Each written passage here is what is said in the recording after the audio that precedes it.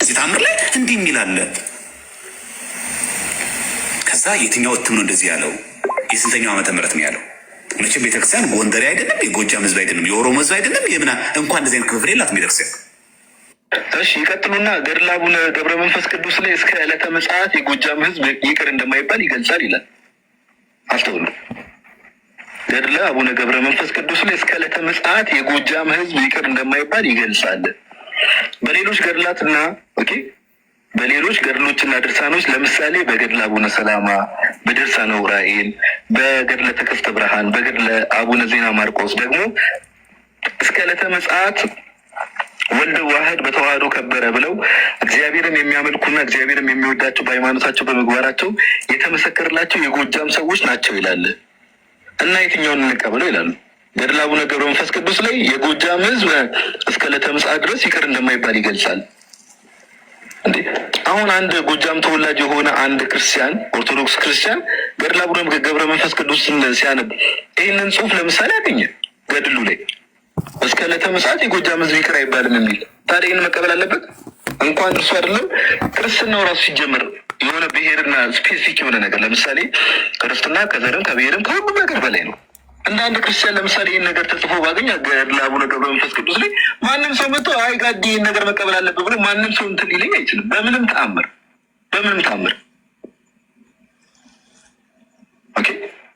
መምህሩ ምን ይላሉ?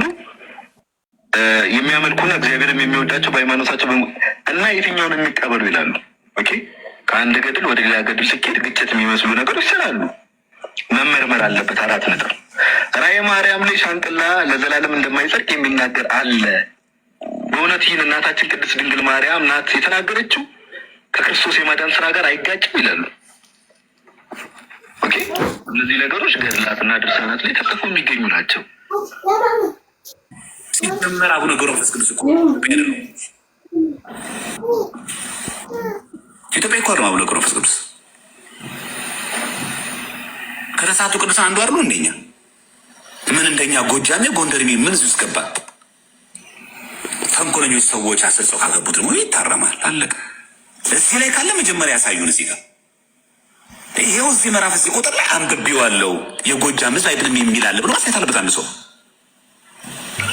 አትሞ ገበያ ላይ በወጣ ጉዳይነት ይቦሻል ሰው። ምዕራፍና ቁጥር ማሳየት አለበት። ይሄው እና ይሄ ታተመ ነው መጽሐፉ አለ። እዚህ ጋር ስላሴ ስለ አድኖ አለ። እዚህ ጋር መድኃኒዓለም አለ። እዚህ ጋር ስለ ፍጡር ስዕል አለ። ይሄ ምድረ ከብድ አንድነት ገዳም ፎቶ አለ። ከዛ ይቀራል።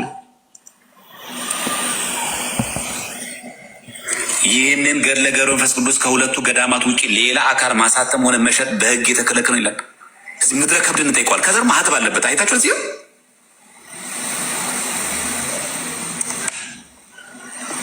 ማህተብ አለበት። ሲሸጥ ራሱ መጽሐፍ ላይ ሲወጣ ይሄ ምድረ ከብድ ሌላ ሰው አትሞ ስሩ አስገብቶ እንዳያትመው ማህተብ አለበት። ይሄ ገድለ አቡነ ገብረ መንፈስ ቅዱስ ወተአምራቱ በግዕዝና በአማርኛ ይልና የምድረ ከብድ አቡነ ገብረ መንፈስ ቅዱስ አንድነት ገዳም እና የዝቋላ ደብረ ከዋክብት አቡነ ገብረ መንፈስ ቅዱስ አንድነት ገዳም በአንድነት ያሳተሙት ነው። ከዛ እዚህ ጋር ቤተክርስቲያኒቷ እውቅና ያለው የሀገረ ስብከቱ ማህተብ ያለበት እስከ ማህተብ አለ። በዚህ መጽሐፍ እናውራ። አሁን ገዳሙን እንጠይቀዋለን። የጎጃም ህዝብ አይደንም ብሎ የተናገረው ላይ እንጠይቀዋለን። አምጣው ግን መጀመሪያ እዚህ ላይ እናያለን። ስጠይቅ ምዕራፍ 32 ቁጥር 15 መጨረሻችን ያሳምርልን። አንጣው ብሏል አይደል? ጋዲሳን ነው አምጣው ያለው። እኛ ጋር መጥቶ አምጣው አይለኝም። እኔ ማንም ቄስም ዲያቆንም መምህርም እኛ ጋር መጥቶ አምጡት አይለንም። ምክንያቱስ መዥርጠን እንደምናሳየው ያውቃል። ይኸው እኔ ለጋዲሳ መለስኩለት።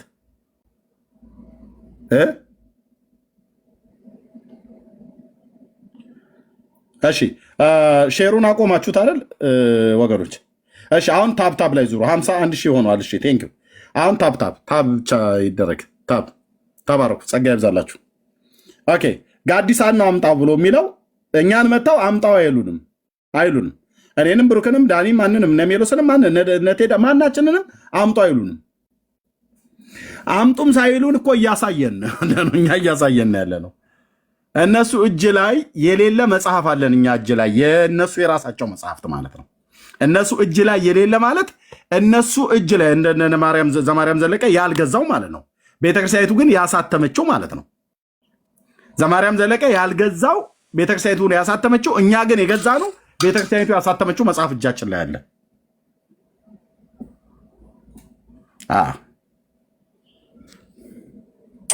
ሁላችንም እግዚአብሔር አምላክ ከቁጥር ሳያጎለን በቤቱ እንድንኖር ተተክለንም እንድንጸና ከክፉ ሀሳብና ከክፉ ምኞት እንድንርቅ እግዚአብሔር አምላክ ይጠብቀን።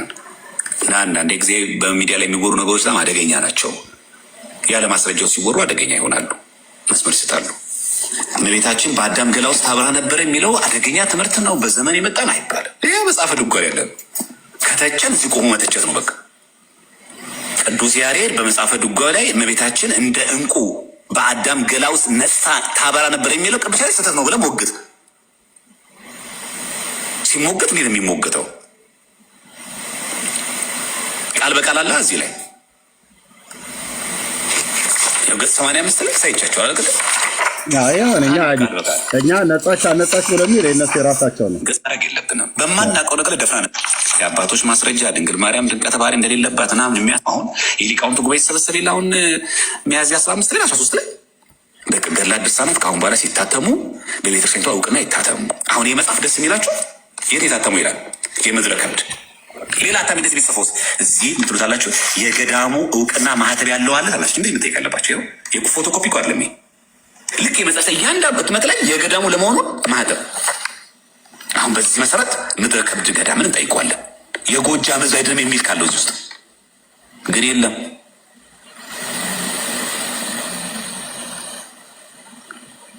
ስናወራ መጽሐፍ ጠቅሰን ይኸው እዚህ ምዕራፍ እዚህ ቁጥር ላይ ይኸው ገድለ ገብረ መንፈስ ቅዱስ ላይ የጎጃም ሕዝብ አይምንደ የሚል አለ። ብሔር ጠቅሶ ለዛው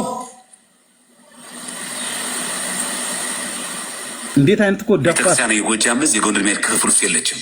እኛን ያለንበት እንዴት አይነት እኮ ደፋር ሰውዬ እንደሆነ አጠይቁኝ ወንድሞች እናቶች። ዘማርያም ዘለቀ ማለት ደፋር አይኑን በጨው የታጠበ እልም ያለ ከሃዲ ነው። ከሃዲነቱ የራሱን መጽሐፍቶች ሁሉ ነው የሚክደው። ለምን በሉ መጽሐፉን ይዞታል። ይኸው እኔ መጽሐፉን ይዤዋለሁ። ኦኬ ይኸው እኔ መጽሐፉን ይዤዋለሁ።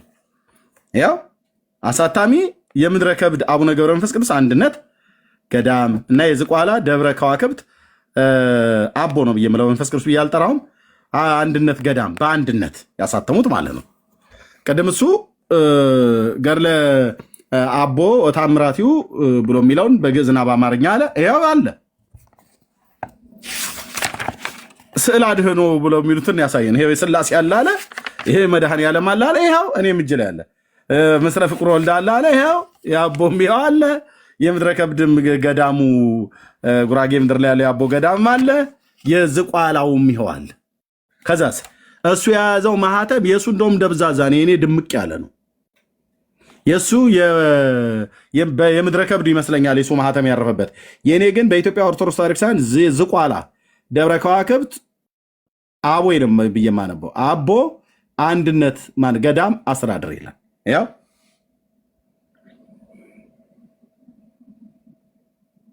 አያነቡትም፣ ይዘውታል ግን አያነበውም። ሳያነበው መጽሐፉን ይዞት ላይቭ ላይ ወጣ። አላነበበውም። ወንድሞች እናቶቼ ምን አይነት ውርደት እንደሆነ ይሁ ሳታነቡት ይዘት ወጣለህ ላይቭ ላይ ዘማሪያ ጋዲሳን ለመቃወም ብለህ ጋዲሳም አላነበበውም። ይሄንን መምህሩ የጻፉትን ጽሑፍ አንብቦ ይዞ ነው። መምህሩም አንብበውት አይደለም እርግጠኛ ሆኜ ለመናገር ተሐድሷውያኑና ወንጌላውያኑ ስንናገር ሰምተው እንጂ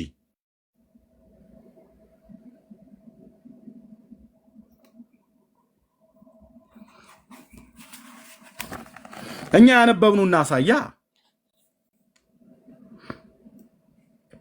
እኛ ያነበብነው ስናሳይ ቅድም ያሳየሁት ዘግይታችሁ ለገባችሁ ማለት ነው። ምዕራፍ 32 ቁጥር 15 ላይ ነው የሚገኘው። በዚሁ ሄጄ ሲጠይቃለው ብለሃል ገዳሙን ምድረ ከብድን ሄደ ጠይቅ። ምድረ ከብድን ሄደ ጠይቅ። ጉራጌ ሀገር ማለት ነው። እዛ አሁን እንኳን ጾም ነው ክትፎ አብልተው ይልኩሃል ማለት ነው። እግዚአብሔር ይባርክ ልጃችን። እንግዲህ አንዴ ተጽፏል ምን እናደርገዋለን ብለው ካላሉ በስተቀር ምዕራፍ 32 ስለ ጎጃም ሰዎች የሚናገረው ገድለ አቡዬ ምዕራፍ 32ኛው ምዕራፍ ላይ ነው። ገጽ 190 ላይ ማለት ነው።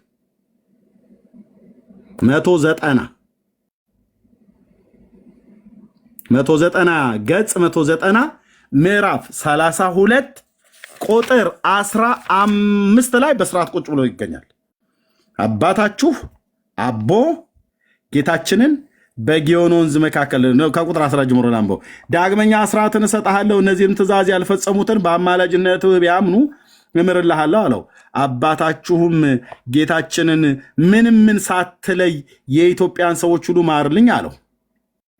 ምንም ምን ሳትለይ ልዩነት ሳታደርግ ጎጃሜ፣ ጎንደሬ፣ ኦሮሞ፣ ትግሬ ብለህ ሳትለይ የኢትዮጵያን ሰዎች ማርልኝ አለው። ጌታችንም ኢየሱስ ማለት ነው እስከ ጊዮን ዳርቻ ድረስ እምርልሃለሁ አለው። እስከ ጊዮን ዳርቻ ድረስ እምርልሃለሁ። ጊዮን ማለት አባይ ማለት ነው። እምርልሃለሁ። አባታችሁም አቡዬ ማለት ነው ጌታችንን በጊዮን በአባይ መካከል ያሉ የጎጃምን ሰዎች እደግመዋለሁ፣ ሰልሰዋለሁ። እንደ ዘማርያም ዘለቀ አይነት አንዴ ሁለቴ የተነቦ አይገባውም። የጎጃምን ሰዎች ለምን ትለይብኛለህ? የኢትዮጵያን ሕዝብ በሙሉ ሳትለይ የኢትዮጵያን ሰዎች ሁሉ ማርልኝ አለው እና እምርልሃለሁ አለው። ከዛም የጎጃምን ሰዎች ለምን ትለይብኛለህ?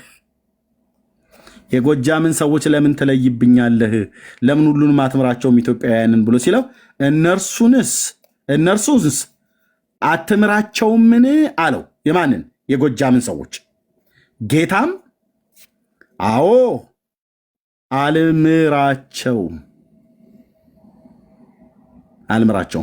ቁርባን ይቁረብ የጎጃም ሰው፣ ጥምቀት ይጠመቅ ጎጃሜ ከሆንክ በኦርቶዶክስ ቤተክርስቲያን አስተምሮት የዘላለም ሕይወት የለህም። ዘማርያም ዘለቀ የሚባል ውሸታም ዲያቆን ወጥቶ መጽሐፉን ይዞታል፣ ግን አላነበበውም። ጋዲሳ እንደዚህ ብሎ ስላነበበ ጋዲሳ አንድ መምህር የጻፉትን ነው ያነበበው። ለምን እኛ ጋር አትመጣም? ጋዲሳ እኔ ጋና መረጃ ከፈለክ እኔ ጋና፣ በውስጥ እኔ ጋና አክሊለ መድከም የለብህም። ና እኔ ጋር አልኩ። ና እኔ ጋር ይኸውልህ፣ ጥርስ ከምላሳቸው እያወጣሁ ያየኋቸው መቀመጫ ወንበር ሁሉ ስር ነው መቀመጫ ጠፍቶ። ና እኔ ጋር መድኃኒዓለምን ና እኔ ጋር አልኩ። ና እኔ ነው የምሰጥህ። የቱ ጋር ነው ብሎ የሚለው ካልክ ና እኔ ጋር ና እኔን ጠይቀኝ። ወንድሞቼን ጠይቅ፣ እነ ብሩኬን እነ ዳኒን ጠይቅ። ኑ እኛ ጋር ታድሷን እነ ሜሎስን ጠይቁ። በጣም ብዙ መርጌቶች፣ በጣም ብዙ ካህናት፣ በጣም ብዙ ዲያቆናት፣ መነኮሳት ሁሉ ጭምር ያውቃሉ። ያነበቡ ያውቃሉ። ያላነበቡ ግን አንብበን እንነግራቸዋለን። የጎጃም ሕዝብ ብሎ የሚል የለም አለ። ይኸው ምዕራፍ 32 ቁጥር 14 እና 15 ላይ በተለይ ቁጥር 15 ላይ ያው የጎጃምን ሰዎች ለምን ትለይብኛለህ አለው። ምን ይኸውልህ አባታችሁ አቦ ማለት ነው ጌታችንን ምንም ምን ሳትለይ የኢትዮጵያን ሰዎች ሁሉ ማርልኝ አለው። ጌታችንም እስከ ጊዮን ዳርቻ ድረስ እምርልሃለሁ አለው። አባታችሁም አቦ ማለት ነው ጌታችንን በጊዮን መካከል ያሉ የጎጃምን ሰዎች ለምን ትለይብኛለህ? እነርሱንስ አትምራቸውም አለው። አቦ ማለት ነው። ከዛስ ጌታም አዎ አልምራቸውም። ለምን ቢሉ ስራ ያበዛሉ፣ ጠንቋዮች፣ መተተኞች፣ ደጋሚዎች፣ አስማተኞች ናቸውና ያበዛሉና አለው። ታዲያ ጋዲሳ ምን አጠፋ? ዘማርያም ዘለቀሱ ላይ የምጮኸው ወንድ ከሆንክ ናና ከኛ ጋር ገብታ አውራ ሲገድል እናደርሳለን። ዘማርያም ዘለቀ ይሄን ማነው ጋዲሳ ይሄን ስላነበበ ማለት ነው። ሉክ ስለዚህ አንድ ሰው የጎጃም ሕዝብ አይደለም የሚል አለ። ያው ገድለ ገብረ መንፈስ ቅዱስ ያው ሚዲያው ክፈተውና እዚህ ገጽ ላይ እዚህ ቁጥር ላይ እዚህ ታምር ላይ እንዲህ የሚል አለ። ያው እኔ ከፍቼልሃለሁ። ጋዲሳ ኬታምቶ ይከፍተዋል። ከዛ የትኛው እትም ነው እንደዚህ ያለው? ያው ይሄኛው እትም ተመረጥ ነው ያለው። ቤተክርስቲያን ጎንደሬ አይደለም፣ የጎጃም ሕዝብ አይደለም፣ የኦሮሞ ሕዝብ አይደለም፣ የምና እንኳን እንደዚህ አይነት ክፍል የላት ቤተክርስቲያን እሺ ይቀጥሉና ትላለች ገብረ መንፈስ ቅዱስ ላይ እስከ ዕለተ ምጽአት የጎጃም ህዝብ ወይ ትላለች። ልደተ ቃል ማን ነው? ዘማርያም ዘለቀ ማንን ነው የምታታልለው? ማንን ነው የምታታልለው? ትላለች። የሻንቅላ ህዝብና የኦሮሞ ህዝብ ጋላ መንግስተ ሰማያት አይገባም ብላ ራእይ መጽሐፍ ላይ የጻፈው ማን ነው? ማን ነው? የጎጃም ህዝብ አይድንም ብሎ ያለው በዚህ ገድል ላይ የጻፈው ማን ነው? በራሳችሁ ቤተክርስቲያኒቱ። አንተ እጅ ላይ ያለው ነው ማህተም ያለው ብላ ያልከውን አንተ እጅ ላይ ያለው ነው እጅ ላይ ያለው ማን ነው? አሳ ጎርጓሪ ዘንዶ ያወጣል ይላሉ።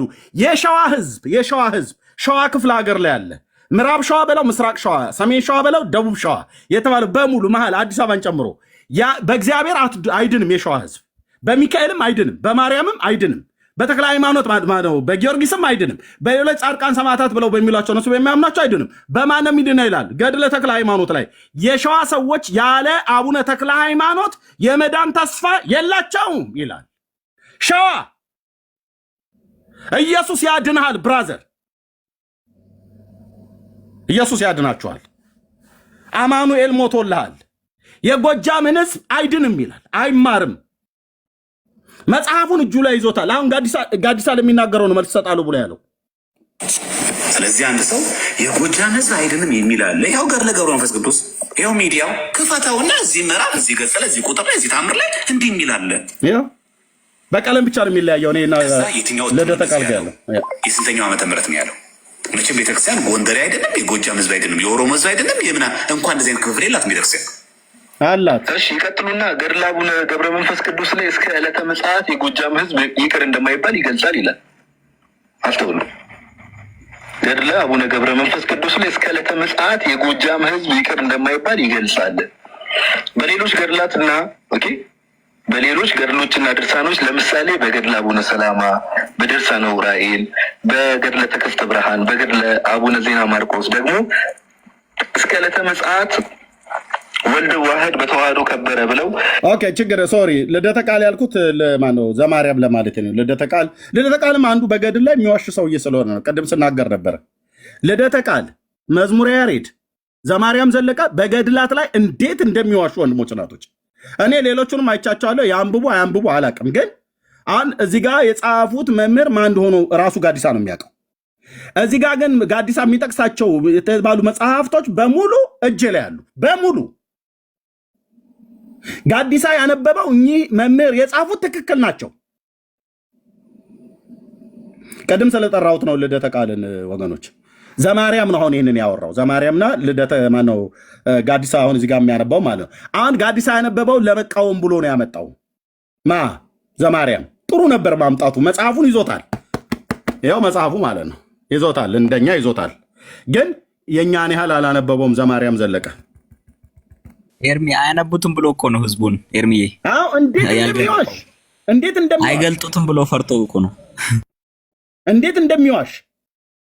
መዝሙረ ያሬድም ባለፈው በገድለ ተክለ ሃይማኖት ሽምጥጥ አድርጎ የካደውን አይልም ብሎ የሚለውን ሜል አውጥቶ አሳየው። ልደተ ቃልም እንደዚሁ ባለፈው ሽምጥጥ አድርገው እኮ ነው የሚከዱት። አንተ የድፍረታቸው ጥግ። እግዚአብሔርን የሚያመልኩና እግዚአብሔርን የሚወዳቸው በሃይማኖታቸው በምግባራቸው የተመሰከረላቸው የጎጃም ሰዎች ናቸው ይላል እና የትኛውን እንቀበለው ይላሉ። ገድለ አቡነ ገብረ መንፈስ ቅዱስ ላይ የጎጃም ህዝብ እስከ ዕለተ ምጽአት ድረስ ይቅር እንደማይባል ይገልጻል። አሁን አንድ ጎጃም ተወላጅ የሆነ አንድ ክርስቲያን፣ ኦርቶዶክስ ክርስቲያን ገድለ አቡነ ገብረ መንፈስ ቅዱስ ሲያነብ ይህንን ጽሑፍ ለምሳሌ ያገኘ ገድሉ ላይ እስከ ዕለተ ምጽአት የጎጃም ህዝብ ይቅር አይባልም የሚል ታዲያ ይህን መቀበል አለበት? እንኳን እርሱ አይደለም ክርስትናው ራሱ ሲጀመር የሆነ ብሔርና ስፔሲፊክ የሆነ ነገር ለምሳሌ ክርስትና ከዘርም ከብሔርም ከሁሉም ነገር በላይ ነው። እንደ አንድ ክርስቲያን ለምሳሌ ይህን ነገር ተጽፎ ባገኝ ገድለ አቡነ ገብረ መንፈስ ቅዱስ ላይ ማንም ሰው መጥቶ አይ ጋዲ ይህን ነገር መቀበል አለብህ ብሎ ማንም ሰው እንትን ሊለኝ አይችልም። በምንም ተአምር።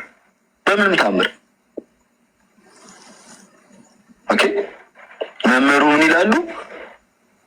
የሚያመልኩና እግዚአብሔርም የሚወዳቸው በሃይማኖታቸው እና የትኛውን እንቀበሉ ይላሉ። ከአንድ ገድል ወደ ሌላ ገድል ስኬት ግጭት የሚመስሉ ነገሮች ስላሉ መመርመር አለበት። 4 ነጥብ። ራእየ ማርያም ላይ ሻንቅላ ለዘላለም እንደማይጸድቅ የሚናገር አለ። ለምን ሻንቅላ ብሎ የሚለውን ብቻ ለምን ጻፉት? ጋላ ብሎ የሚለውን ለምን ተዉት? ካወጣችሁ እውነቷን አውጡ፣ ካልሆነ እኛ እንዘረግፍላችኋለን፣ እኛ እናወጣላችኋለን። ጋላ ብሎ የሚለው ለምን ተዉት? ራእይ ማርያም ላይ ሻንቅላ ብቻ አይደለም ብሎ የሚለው ጋላና ሻንቅላ ከእንስሳ ጋራ የሚተኙም ይላል። ለምን ተተወ? ለምን ተተወ? ፈላሻ የሚል አለ ኤርሚ። በዛ ፈላሻ የትግራይን ህዝብ የጎጃምን ህዝብ የሚሳደብ ማለት ነው።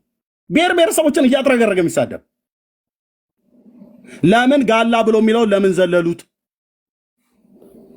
ኤርሚዬ ከታች ምዕራፉንና ቁጥሩን አሳየን እያሉ ነው። አሳያቸዋለሁ። ቀደም አሳይቻለሁ። ሁለት ጊዜ አሳይቻለሁ። ለሶስተኛ ጊዜ አሳያለሁ። እኔ ችግር የለብኝም።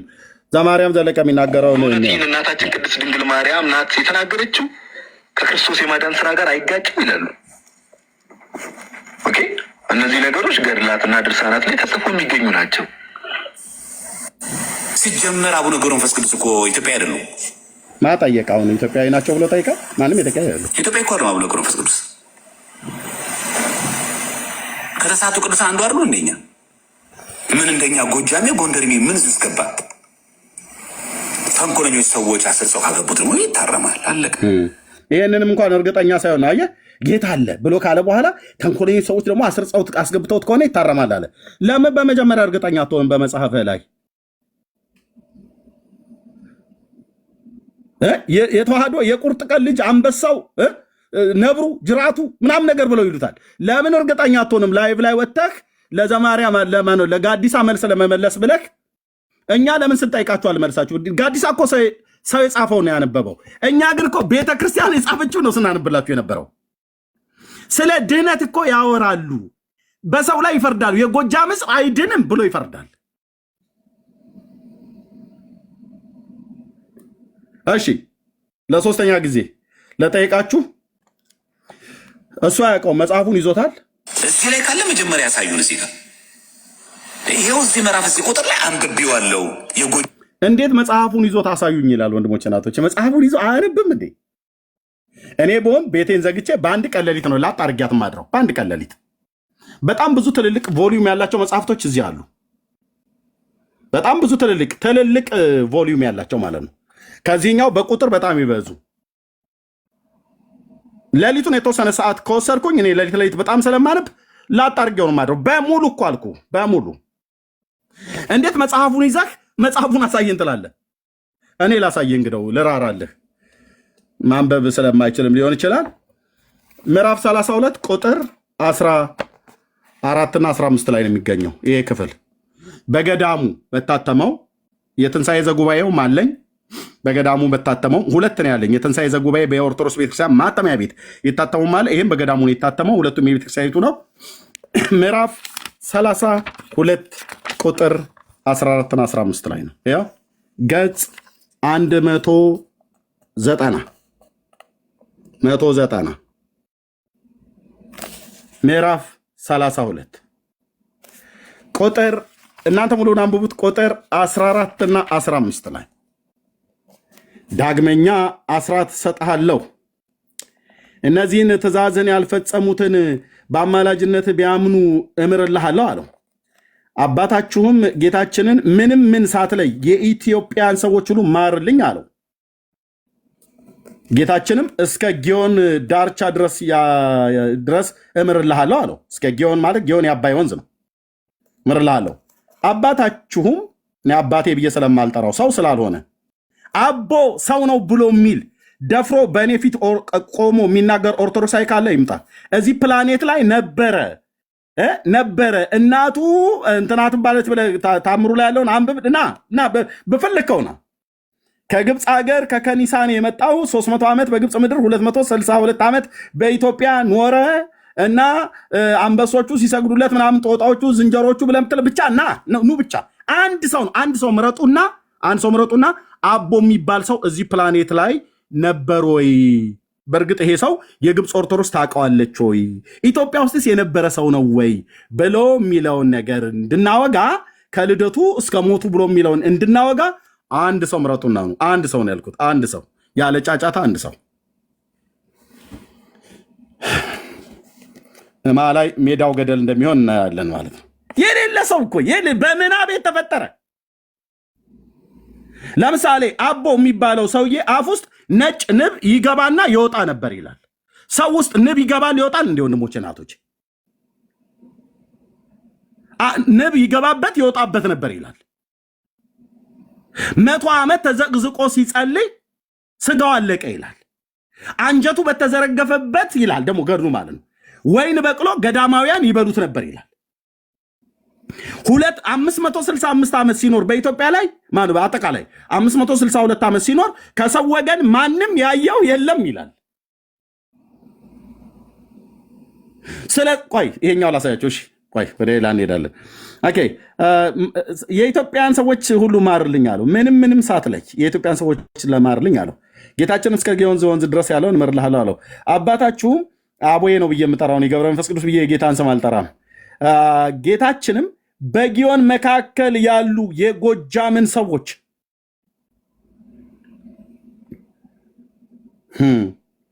ለምን ትለይብኛለህ? እነርሱንስ አትምራቸውም አለው። ጌታም አዎን አልምራቸውም፣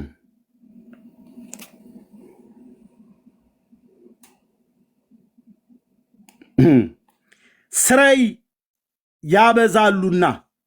ስር መማስ፣ ቅጠል መበጠስ፣ አስማት ማድረግ፣ ጥንቆላ ማድረግ ማለት ነው። የኢትዮጵያ ሕዝብ ማን ነው ጠንቋይ ያልሆነ? ጎጃም ከሸዋ በምንድን ነው የሚያንሰው? ሸዋው ከኦሮሞ፣ ኦሮሞ ከጎንደሬው፣ ጎንደሬው ከትግራዩ፣ ትግራዩ ከከምባታ፣ ከምባታ ከወላይታ በምንድን ነው የሚያንሰው? በምንድን ነው የሚበልጠው? የጥንቆላ ነገር ካነሳ በሙሉ አይደል እንዴ ጠንቋይ?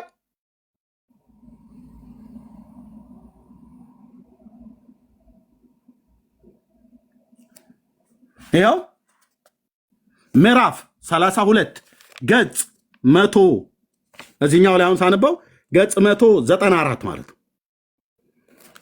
ታምሩ የሚጀምረው ምዕራፉ የሚጀምረው ምዕራፍ 32 ነው። 190 ላይ ነው የሚጀምረው። ሁለት ወረቀቶችን አገላብጬ ሙሉን አንብቡት። እኔ ሙሉን ነው ያነበብኩት። መጽሐፉን ኦሮኒያ ጋር እንደዚህ ለቃቅመን አይደለም እናነበው።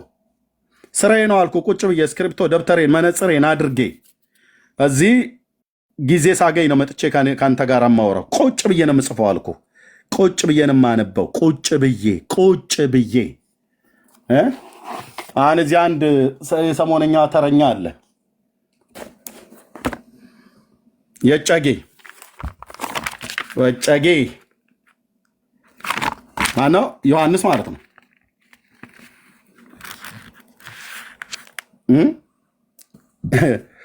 መጽሐፉን ይሄኛውን ገዝታችሁ ላኩልኝ ብዬ ስላቸው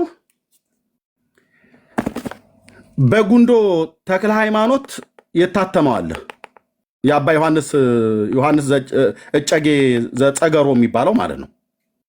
ይሄም የእሱ ምንድነው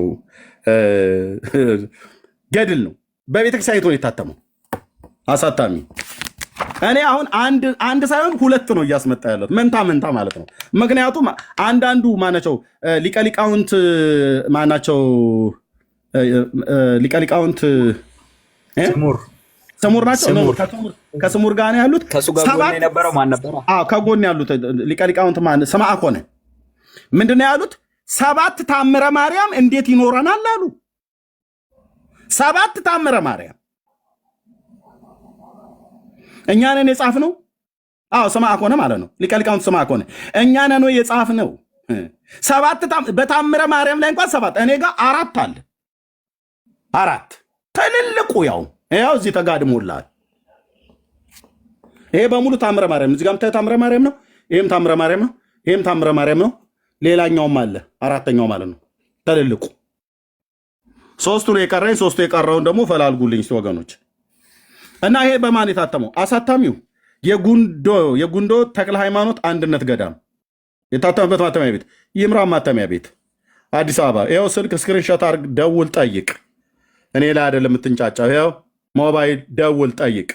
የጉንዶ ተክለ ሃይማኖት አንድነት ገዳም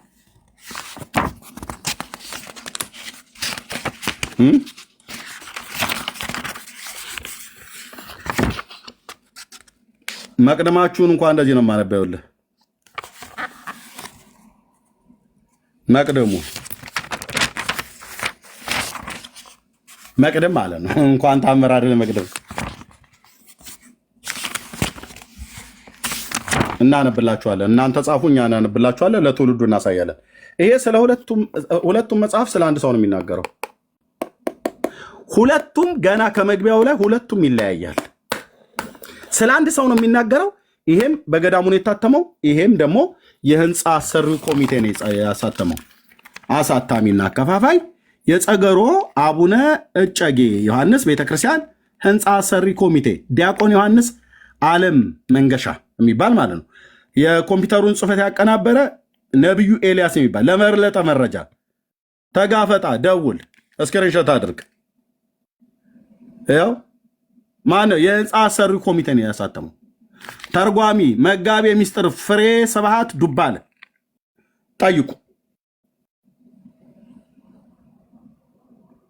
ጠይቁ ወገኖቼ።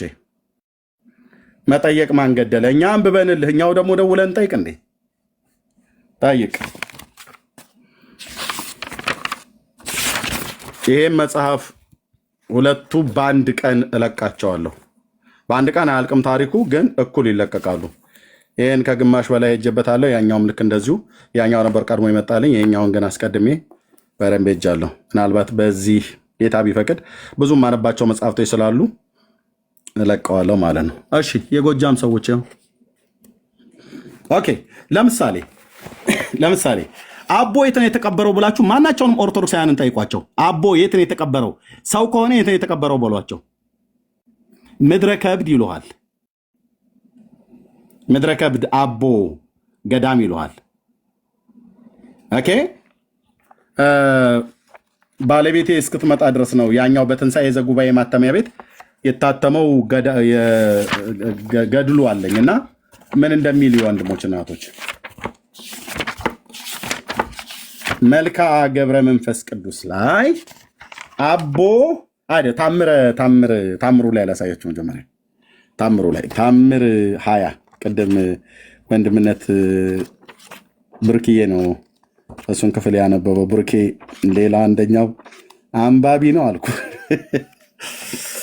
እነሱ ያነባሉኝ እንጻፍን ለማለት እና አንብብላቸው እንጂ። እሺ ታምር 20ኛው ታምር ላይ ገጽ 262 እንደዚህ አየህ። ዘማርያም ስታሳይ አንተ ራሱ መጽሐፉን ይዛ አሳዩ ማለት አይደለም ያለብን። እንደዚህ እያየህ ስታሳይ አንተ ራሱ መጽሐፉን ይዛ ማሳየት ሚዩት አድርገው ወንድማችን። እሺ እንደዚህ ነው የምታሳየው። ለምሳሌ ታምር 20 ላይ ምን ይላል? አባቴ ብዬ ስለማልጠራው አባታችሁ አቦ ነው ብዬ የምለው የጌታን ስም አልጠራም። አቦ በእረፍቱ ቀን የተደረገው ታምር ይሄ ነው እና እናንተ ላይ ይደር። በዚህ ክፍል ላይ ምን እንደሚል ይሁ አቦ የት ነው የተቀበረው በሏቸው። ኦርቶዶክሳን ይኸው ሊቃውንቱን ሁሉ ጠይቋቸው። ገና ለመያዝ አይደለም ቀርበው ጠይቋቸው። የት ነው የተቀበረው ብላችሁ ጠይቋቸው። ሰውየው ሰው ነው ወይስ ብላችሁ ጠይቋቸው።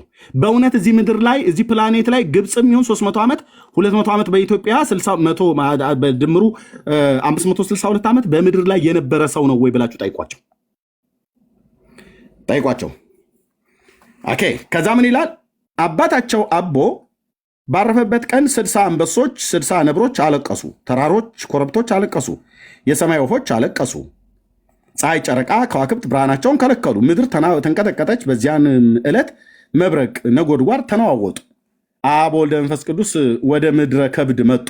ምድረ ከብድ ያው ጉራጌ ምድር ላይ ነው ያለው። አንደኛው ገዳም እዛ ስላለ አብ ወልደ መንፈስ ቅዱስ እንዳለ ተያይዘው ሥላሴ መጡ ማለት ነው። ለምን? ለለቅሶ።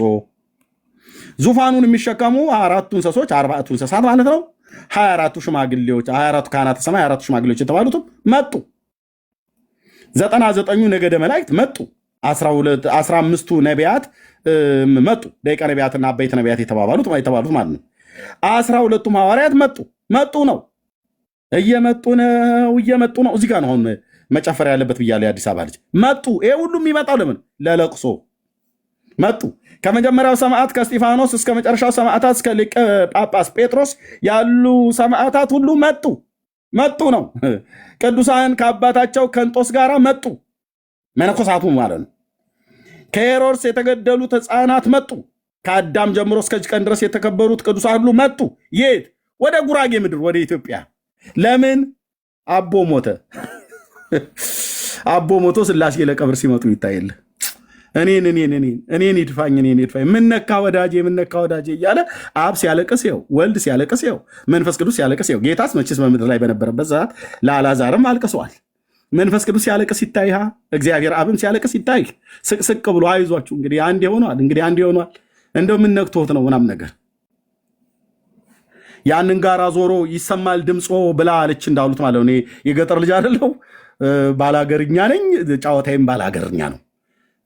ነገር ግን ነገር የማይገባኝ ገሪባ እንዳልመስልህ እና ምን አሉ ይባላል። ጅቡ ልጁ ሞተች። ስትሞት የአገሩ አህዮች ሁሉ ለቅሶ እንድረስ ተባባሉ እና ለቅሶ ሄዱ። ሲሄዱ ቁጭ ብለዋል። የጅብ ባላባቶች በሙሉ ቁጭ ብለዋል።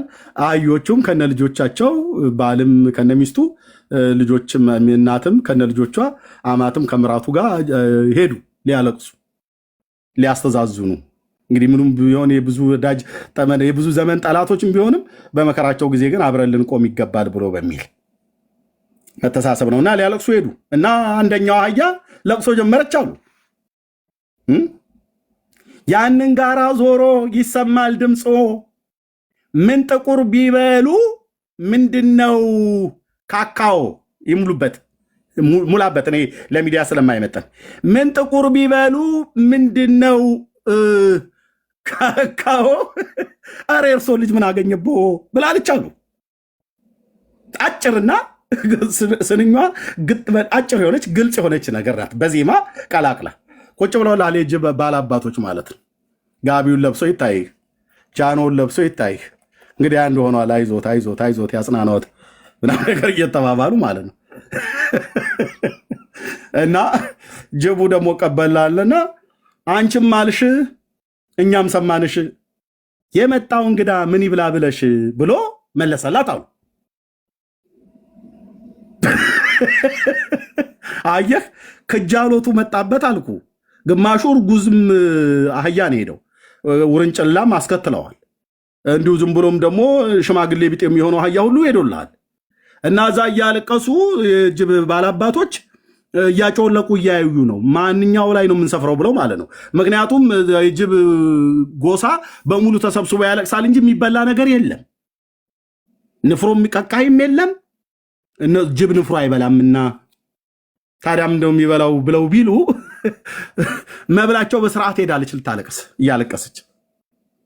ያንን ጋር ዞሮ ይሰማል ድምፆ፣ ምን ጥቁር ቢበሉ ምንድነው ካካኦ፣ ያው ነጭ ነው ካካኦ። ካካዋ ደግሞ ብለን እንዳትናገረው፣ አረ እርሶ ልጅ ምን አገኘቦ ብላ ስትለው ጅቡ መለሰላት ያለ ይባላል። ግን መጡ ለቅሶ፣ ምድረ ከብድ ተናወጠች።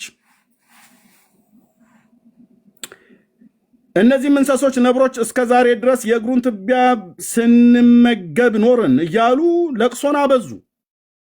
አንበሶቹ ነብሮቹ ማልቀስ እየየ። ሰማይና ምድር፣ ተራሮች፣ ኮረብቶች አለቀሱ። ሰማይ ስታለቅስ ይታይህ። ምድር፣ ተራሮች፣ ኮረብቶች ሁሉ የኢትዮጵያ ተራሮችና ኮረብቶች ከሰሜን እስከ ደቡብ ከምስራቅ እስከ ምዕራብ በሙሉ እየየ ይልላል። ራስ ዳሸን ያለቅሳል። ኧረ ተረጋጋ እባክህ ተብሎ ቢባል የለም አባታችን ሞተዋል እያለ ማለት ነው። ኪሊማንጃሮ፣ የባሌ ተራሮች በሙሉ ጥራ፣ ጅማ ሂድ፣ ወለጋ ሂድ፣ ጎንደር፣ የሰሜን ተራሮች ደግሞ በሙሉ ለምን ራስ ዳሸንን ብቻ ጠራሁት? የሰሜን ተራሮች ትግራይ ሂድ በሙሉ እየየ። አንዴ ነሳቅ ኤርሚ እየየ። ምንድነው ታዲያ አንተ ሰው አንተ ተራራ ሲያለቅስ ነው የምትስቀው?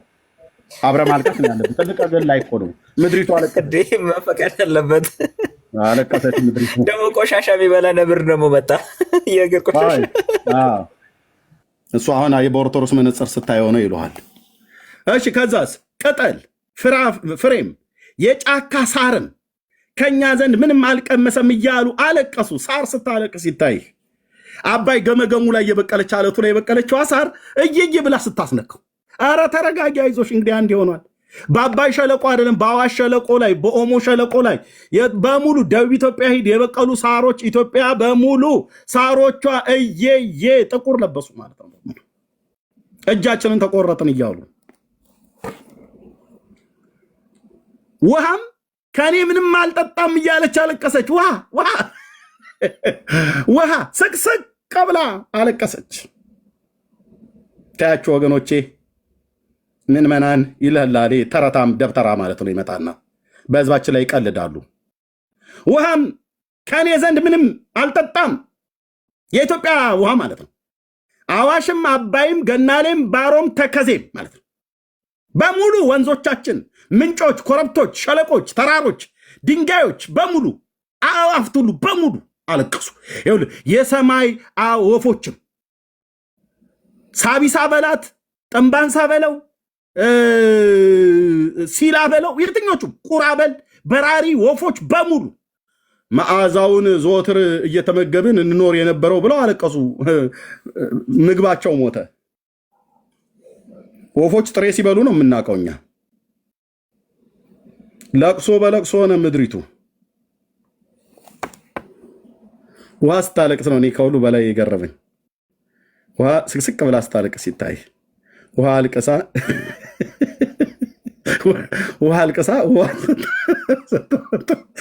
አይ ኦርቶዶክስ ደግሞ አይደለም አልጠጣም ያለችውስ ነገር አፏን አውጥታ ለማልወ ነገር ይመጣልና ማለት ነው። የሳርን ነገር እሱን ስንቱን ነው። እና አባታቸው አቡዬም እነዚህን ወፎችና አራዊቶች ብሞትም ልብ በሉ፣ እነዚህን ወፎችና አራዊቶች ብሞትም እንዳለሁ ወደ ሰማይ አርጋለሁ እንጂ እንደ ሰው ስጋዬ በመቃብር አይቀበርምና ለምን ታለቅሳላችሁ አለ። ስለዚህ አቦ አልቀበርም ብሎ አለ። ሞቶ እኮ ነው ደግሞ እኮ የሚያወራው። ሞቶ ከጌታ ጋር ሲያወራ እግዚአብሔርም አባታቸውን አቦን ለምን አትቀበርም? ከነቢያት አንተ ትበልጣለህን? ከኤርምያስ ትበልጣለህ? ከሐዋርያት አንተ ትበልጣለህ? እንዳንተ በበረሃ ከኖሮ ከዮሐንስስ ትበልጣለህ? ከጊዮርጊስ ትበልጣለህ አለው። አልቀበርም። ማን ነው ቀባሪው? በሰው እጅማ አልቀበርም። እንደ ሰው ስጋዬ በመቃብር አይቀበርም። ታዲያ ምን ትሆናለህ? እንዳለሁ አርጋለሁ አለ። እንዳለሁ ነው የማርገው። እንዳለሁ እንደዚህ ሙልል እንዳልኩ አርጋለሁ አለ። ኦኬ አርጋለሁ አለ አይደል? እርገት ያዝልኝ ነገር ሲፈልጉን እርገት አርጋለሁ። አቦ እንዳለ ከሞተ በኋላ ሳይቀበር ነው ያረገው። ማርያም ብቻ ናት ያረገችው ብለዋል። አቦም አርጓል። ይኸው 20ኛው ታምር ገጽ 263 አርጋለሁ ከነ ስጋዬ እንደ ሰው ስጋዬ በመቃብር አይቀበርምና አለ ይላል። ወንድሞቼ ሚስቴ እስክትመጣ ነው እየጠበቅኩኝ ያለሁት። ቁልፍ የገራዡ ስለያዘች የትንሣኤ ዘጉባኤ ማተሚያው ይሄ በገዳሙ የታተመ ነው። ይሄ በገዳሙ የታተመ ነው። ሁለቱም የቤተክርስቲያኒቱ ነው። በትንሣኤ ዘጉባኤ ማተሚያ ቤት የታተመው ላይ የአቦዬ ስጋው በምድረ ከብድ ተቀበረ ይላል። በድኑ መልኩ ላይ ነው የሚናገረው። መልኩ ላይ በድኑ በኢትዮጵያ ተቀበረ ይላል። እንደዚሁም እዛው ደግሞ ታምሩ ላይ ደግሞ ማለት ገድሉ ላይ በኢየሩሳሌም መላእክት ቀበሩት ይላል። የትንሣኤ ዘጉባኤ ይሄንን ሳላሳያችሁ አልዘጋውም። እስከዛ ድረስ ግን እዚህኛው ላይ ምን ይላል? መልኩ ወደ መልክ እንሂድ። አሁን ታምሩ አቤት 20ኛውን ምዕራፍ ጨርሰው 20ኛውን ምዕራፍ ጨርሰዋል። አስመስክሮ ሲያደርግ እናየዋለን። እሺ ልጨርሰው እሱን። እሺ ኦኬ። ከዛ አርጋለሁ አለ። ኦኬ ለምን ታለቅሳላችሁ አላቸው። ከዛ እግዚአብሔርም እንደ ሰው ስጋዬ በመቃብር አይቀበርም ብሎ ሲል እግዚአብሔር ምን አለ? አባታችሁን አቦዬን ለምን አትቀበርም? ከነቢያት ትበልጣለህ፣ ከኤርምያስ ትበልጣለህ፣ ከሐዋርያት ትበልጣለህ፣ አንተ በበረሃ ከኖሮ ከዮሐንስ ትበልጣለህ፣ ከጊዮርጊስ ትበልጣለህን አለው። አባታችሁም አቦዬ ጌታችን ኢየሱስ ክርስቶስን ከነቢያት አንዱ ኤርምያስ በረሃብ ከመሞት በጦር መሞት ይሻላል፣ ከሐዋርያትም አንዱ ጴጥሮስ መብልን መጠጥን ልብስን በመልበስ ኖረ፣ የሚበላው ቢያጣ በሰንበት እሸትን አሽቶ ወንድማችን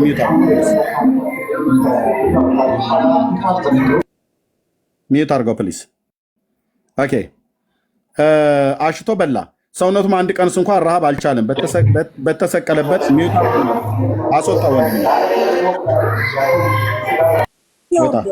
ቄስ ነው። አየህ እንትን እዛ የኔ መሸታ ቤት ሆኖ ነው እንትን የሚለው ጫጫታ አለ፣ ግን ካህን ናቸው። እዛ ነው ያስገባሁትኝ። በተሰቀለበት በር ላይ እንደ ወታደር በመረመረው ጊዜ 3 ጊዜ ካደ። ታግሶም ከአንተ ጋር አልሞትም አንተን ካደ እንጂ። ከሰማዕታቱ አንዱ ጊዮርጊስም በዓለም ሳለ በሹመቱ ነበረ። የሹመቱም ስም ተርቢኖስ ይባል ነበር። ከተጋደለም በኋላ ወደ መበለት ቤት ባስገቡት ጊዜ እንጀራንም ለመነ። ረሃብንም ጥምንም መታገስ አልቻለም። እንደ እኔ በበረሃ የኖረው ዮሐንስም ከሁሉ የምትበልጥ የምትጥም የምትጣፍጥ የጣዝማ ማር በላ። ነገስታትም መኳንንትም ከማር ሁሉ ይልቅ እሷን ይወዳሉ። እኔም 562 ዓመት ኖርኩ። ከእናቴ ማኅፀን ከወጣው ጊዜ ጀምሮ ልብስ አልለበስኩም፣ ጡቷንም አልጠባሁም፣ በመኝታዋም አልተኛውም። ፊቷንም እንደ ቀይሁን ጥቁር አላየውም፣ የእናቱንም ፊት አላየውም። ሰውየው ሰው አይደለም ብዬ የምላችሁ ለዚህ ነው። ውሃንም አልጠጣም፣ እህልንም አልበላሁም፣ የዛፍን ፍሬም ቢሆን የበረሃ ቅጠልም ቢሆን አልቀመስኩም ይላል። 562 ዓመት ሲኖር ምንም ከጡት ጀምሮ ከወተት ጀምሮ አልበላም አልጠጣም፣ የእናቱ ፊት ቀይሁን ጥቁር አያውቅም፣ ልብስንም አልለበሰም፣ ከሰው ወገንም ማንም ያየው የለም ይላል። 562 ዓመት ሲኖር ታዲያ ከግብፅ ወደ ኢትዮጵያ መምጣቱ ማን ነው አይቶ? ሳሪስ አቦ ነው ያረፈው ብላችሁን የለ እንዴ? እኔ በጣም የሚገርም የሚያሳዝነኝ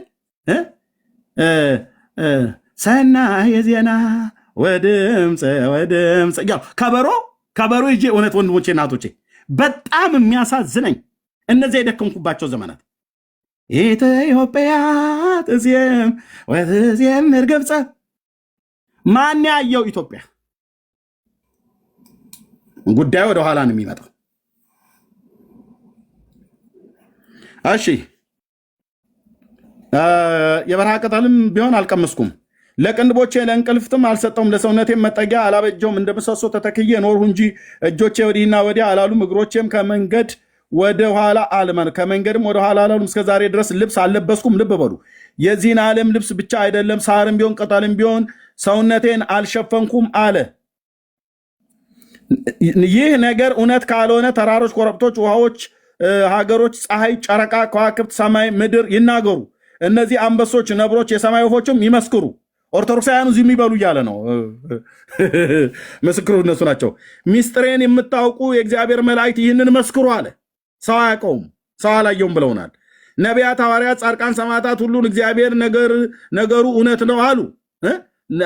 ነቢያት፣ ሐዋርያት፣ ጻድቃን፣ ሰማዕታት ሁሉ እግዚአብሔርን ነገሩ እውነት ነው አሉት። እግዚአብሔር ጋር ሲመሰክሩ ማለት መላእክቱ እንዲህ አቦን አታውቀውም እንዲህ ጌታችን እንዲህ እውነት እኮ ነው እያሉ ሳርም ሁሉ ተራሮች፣ ሸለቆች፣ ኮረብቶች፣ እንስሶች፣ አንበሶች፣ ነብሮች፣ ጅቦች፣ ጃርቶች ሁሉ በሙሉ እውነት እኮ ነው እያሉ በእግዚአብሔር ፊት ቀርበው መሰከሩ። ነገሩ እውነት እንደሆነ ይመሰክሩ ዘንድ የተጠሩ ሁሉ እንዲሁ በእውነት መሰከሩ ይላል። ጌታችንም ወዳጄ አቦ በእውነት ይህንን አደረገ፣ ከአፉ የወጣ ሁሉ ሐሰት የሌለበት እውነት ነው አለ። ሰማይም ምድርም ፀሐይም ጨረቃም ከዋክብትም ውሆችም ሀገሮችም የሰማይ ወፎችም አንበሶች ነብሮች መላእክት አፋቸውን ከፍተው በአንድነት ተናገሩ። እውነት ነው፣ ሐሰት የሌለበት ነው አሉ። ከሰው እስከ ድንጋይም ከምድር ከሰማይ በታች እንዲህ ያለ ድንቅ አላየንም ብለው ተናገሩ። እንስሶቹ ተራሮቹም በሙሉ ያን ጊዜ የሰማይ መላእክት ነፍሱን ከስጋው ጋር ታርግ በመቃብር አይቀበር ብለው ፈረዱ ይላል። መላእክት ናቸው ፍርድ ቤት። አይቀበርም፣ እግዚአብሔር አይቀበርም። ሚካኤል ምን ትላለህ? ኧረ መቀበር የለበትም። ገብርኤል አንተ ሀሳብ አለክ፣ መቀበር የለበትም ሰውየው ከነነፍሱ ማድረግ አለበት ብለው ፈረዱ።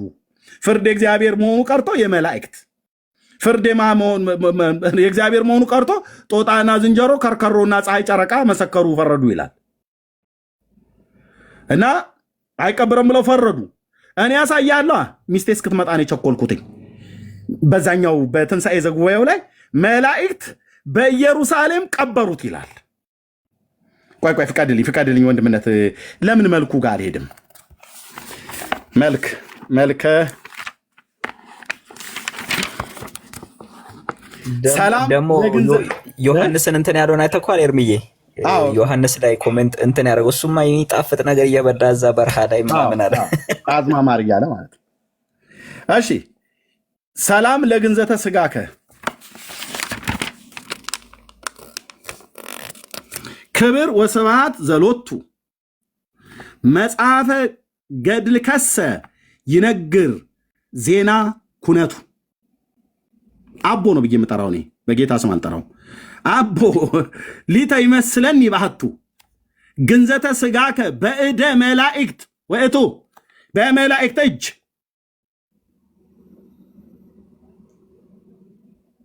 በመላእክት እጅ በእደ መላእክት ወእቱ። እሺ ነፍሱ ሳትወጣ ነው አሁን ያርግ ብሎ መላእክቱ የፈረዱበት አይደል? በአማርኛው ለግንዘተ ስጋ ከገብረ መንፈስ ቅዱስ ሆይ ክብር ምስጋና ለተገባው ለግንዘተ ስጋ ሰላም ላለሁ። መጽሐፈ ገድልህ ግን ስለ ሁኔታው አይገልጽም። ስለምኑ? ስላሟሟቱና ስላቀባበሩ ነው። ውሸት ነው። ይገልጻል። የትንሣኤ ዘጉባኤው ሚስቴ እስክትመጣ ጠብቁኝ። ከዚህኛው በፊት የታተመው ማለት ነው ቤተክርስቲያኒቱ። አይገልጽም። ክቡር አባት ሆይ ለእኔ ግን ግንዘተ ስጋህ የስጋ መገነዝ ግንዘተ ስጋህ የስጋህ መገነዝ ወንድምነት መጣ ላስገባው ግንዘተ ስጋህ የስጋህ መገነዝ ግንዘተ ስጋህ በመላእክት ይመስለኛል በእደ መላእክት ውእቱ ብሎ እንዳለው ምን አለ? እኔ ግን ግንዘተ ስጋህን የገነዙት መላእክት ይመስለኛል ብሎ አለ። በይመስለኛል የተጻፈ ምን ይመስለኛል? ትንሣኤ ዘጉባኤ ላይ መላእክት ናቸው የገነዙት፣ መላእክት ናቸው በኢየሩሳሌም የቀበሩት ብሎ የሚለውን ሳሳይህ ኮትህን አውልቀህ ትሮጣለህ ማለት ነው። ዳሩ ግን እሱ እግዚአብሔር ብቻውን ቢያውቅ እንጂ ሌላ ማንም ሊያውቅ ይችላል። በመላእክት መገነዝህን እኔ ይመስለኛል ብያልኩኝ፣ ግን የሚያውቀው እግዚአብሔር ነው። ሌላ ግን ማንም ሊያውቀው የሚችል የለም ማለት። ኦኬ ልቀጥላ። ለመቃብር ይካል ቀጥታ እንደተጻፈው ላንብብላቸው ለእነሱ ብዬ። ገብረ መንፈስ ቅዱስ ሆይ እንደ ዮካብድ ልጅ እንደ ሙሴ ነቢዩ ማለት ነው ሙሴ መቃብር አድራሻው ላልታወቀና ለማንም ላልተገለጸ መካነ መቃብርህ ሰላም ላለው ይላል። ለማን ያልተገለጸ? ለማንም ያልተገለጸ የአቦ መቃብር አይታወቅም ማለት ነው። ምድረ ከብድ ነውስ ብላችሁ ያላችሁት፣ ጉራጌ ምድር የተቀበረው ብላችሁ ያላችሁትስ በትንሣኤ ዘጉባኤ ማተሚያ ቤት የታተመው ላይ ጥቂት ደቂቃ ጠብቁኝ። መቃብር ሰላም ላለው ለማንም ላልተገለጸው መቃብር ልክ የሙሴ እንዳልታወቀ ያንተም አይታወቅም እያሉት ነው። ክቡር አባቶ ይሉታል። ነገር ግን መቃብርህ በኢየሩሳሌም ነው የሚሉ አሉ። እራሱ የትንሣኤ ዘጉባኤው በኢየሩሳሌም መላእክት ቀበሩት ብሎ የሚለው መድኃኔ ዓለም ክርስቶስ ምስክሬን አንብቤዋለሁ፣ አሳያችኋለሁ። ጥቂት ብቻ ታገሱኝ። በኢየሩሳሌም መላእክት ናቸው የቀበሩት ይላል። ነገር ግን መቃብር በኢየሩሳሌም ነው የሚሉ አሉ። ማን ነው የሚሉት? ያሉ እራሳችሁ ናችሁ ያላችሁት ኦርቶዶክሳውያን። ከዛስ በምድረ ከብድም ነው የሚሉ አሉ። በጉራጌ አገር ምድረ ከብድ የሚባለው የአቦ ገዳም ላይ ሰዎች መናንያን መነኮሳት ሁሉ ቀበሩት ይላል እያለቀሱ። በኢየሩሳሌም ደግሞ መላእክት ቀበሩት ይላል። እዚሁ ክፍል ላይ ደግሞ መላእክቱ በፍጹም መቀበር የለበትም ነፍሱ ከነስጋው ጭምር ማረግ አለበት ብሎ አረገ ይላል። ስለዚህ እንደዚህ ብለን ጠይቀናል። አቦ ሳይቀበር ወደ ሰማይ አርጓል ይላል ታምር 20 ላይ። በኢየሩሳሌም ተቀብሯል ይላል። አሳያለሁ ገድሉ ላይ ትንሽ ጠብቀኝ። በምድረ ከብድም ተቀብሯል ይላል። አቦ የት ነው የተቀበረው? በኢትዮጵያ ነው የተቀበረው ወይስ በኢየሩሳሌም ነው የተቀበረው ወይስ ሳይቀበር ነው ወደ ሰማይ ያረገው?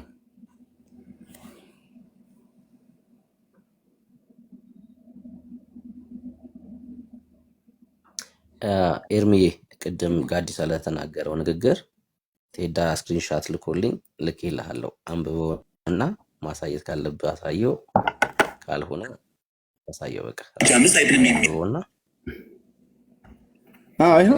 ይሄኛው ነው እኔ ድሮ ያነበብኩት። ይሄኛው መጽሐፍ ፈልጉት። ይሄኛው መጽሐፍ ነው ቴዳ የምትፈልጉት። የፈለገ ገንዘብ ያውጣ ፈልጉት። ራእይ ማርያም ያው በዚህኛው ላይ ራእይ ማርያም ይሄኛው ክፍል የለም። አግኝተዋል ወንድምነት ብሩኬ። እዚህ ውስጥ አሁን ራእይ ማርያም አለ። ይህን ክፍል አይተዋል? አይቼዋለሁ። እሱ እዚህ ውስጥ አለ የለው አውጥተውታል እዚህ ውስጥ። ይሄን ግን እኔ በልጅነት አንብቤዋለሁ እዛው እየቀደስኩ እያለሁ ማለት ነው። ያው ማርያምን ሲያሳያት ከአንገታቸው ድረስ ሲያቃጠላቸው እነማን ናቸው ብለው ባልንጀራቸውን የሚያሙ ናቸው አለኝ። ከከንፈራቸውም ድረስ ሲያቃጠላቸው እነማን ናቸው ብለው ባልንጀሮቻቸውን እንዲህ የሚልኑ ናቸው አለኝ። ከራሳቸውም ድረስ ሲያቃጠላቸው እነማን ናቸው ብለው ከቤተ ክርስቲያን ከሴት ጋር የሚተኙ ናቸው አለኝ። ከዚህም በኋላ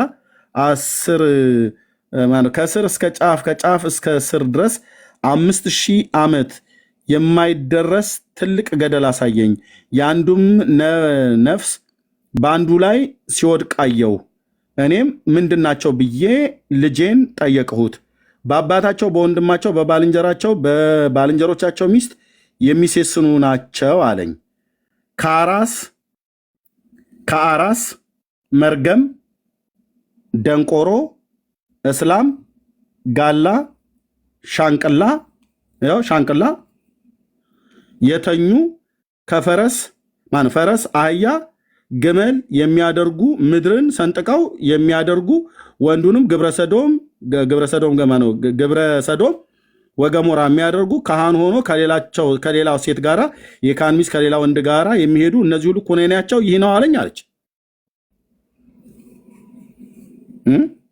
ያው ይቺ በፒዲኤፍ ነው ያለው። እችኑ መጽሐፍ ፈልጋችሁ ታመጣታላችሁ። አለ ገበያ ላይ ፈልጉት። አለ እዚህኛው ላይ አውጥተውታል።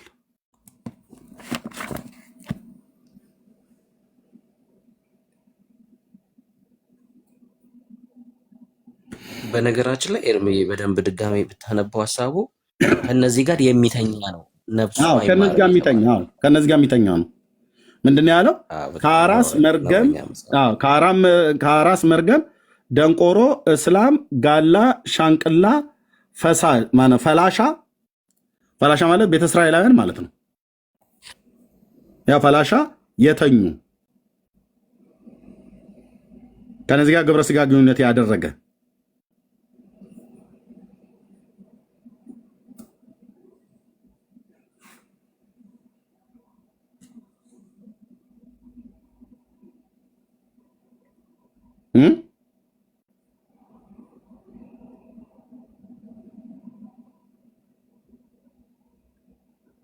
የት ሄዱ? ያ የሚሳደብ ሁሉ ትውልድ ለምን ዝም አለ? አሁን ለምን ዝም አላችሁ?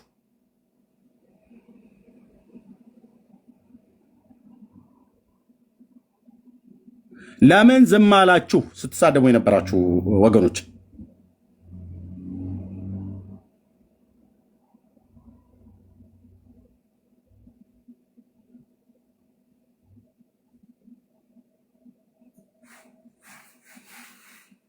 ይሄ መጽሐፍ እኔ በትንሽ በልጅነቴ የማስታውሰው በትንሣኤ በተስፋ ገብረስላሴ ማተሚያ ቤት ነው የታተመው ይሄኛው መጽሐፍት። ይሄን በደንብ ነው የማውቀው። በደንብ ወንድሞቼ ናቶቼ በደንብ ነበረኝ። እንትኑ ምንድነው መጽሐፉ ነበረኝ።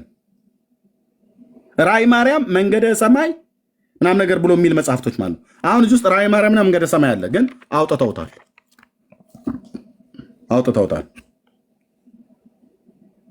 አይደል? አዎ ተስፋ ነው ያሳተመው። ተስፋ ገብረስላሴ ዘብሔረ ቡልጋ ነው ያሳተመው። ወንድሞች ለእናንተ የቤት ስራ ሰጥቻለሁ። ይህን መጽሐፍ ያውን ፒዲኤፍ ስለሆነ ገጽ አሁን እዚህ ላይ 37 ነው የሚታየው። 37ኛው ገጽ ነው የሚታየው።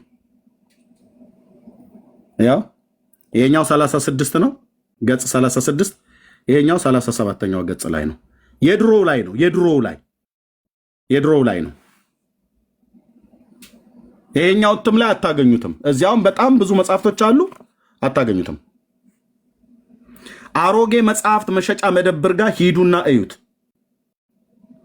አይደል ለሚ እኔ አንብቤዋለሁ ዩኒቨርሲቲ እያለሁ ሰረቁኝ አልክ። ልክ ነው። እኔ በደንብ ነው የማውቀው። እዛው ኦርቶዶክስ ቤተክርስቲያን እየቀደስኩ እያለሁ ነበረኝ ነበረኝ እኔ ራሴ 16 ኪዳነ ምህረት ጾም ላይ እንደውም አነባት ነበርና እኔ መጣሌ ነው የሚያሳዝነኝ። አሁን እኮ መኖር ነበረበት። ስለዚህ አሁን ፈላሻ የሚባለው ቤተ እስራኤላዊ ነው። ሻንቅላ የሚባለው እንግዲህ ጥቁሮች ናቸው፣ ጉሙዝ ወይ ጋምቤላ። ጋላ ብሎ ያለው ኦሮሞን ነው።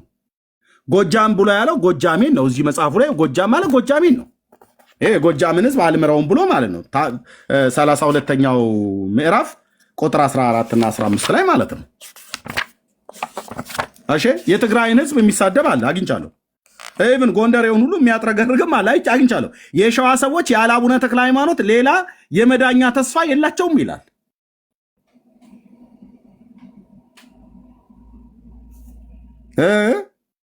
ምን አልከኝ? ምን አልከኝ?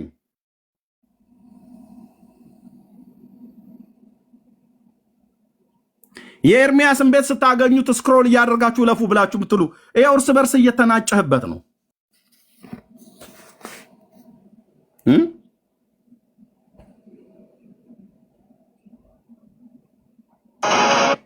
ገዳሙ ለመሆኑ ማህተም አሁን በዚህ መሰረት ምድረ ከብድ ገዳምን እንጠይቀዋለን።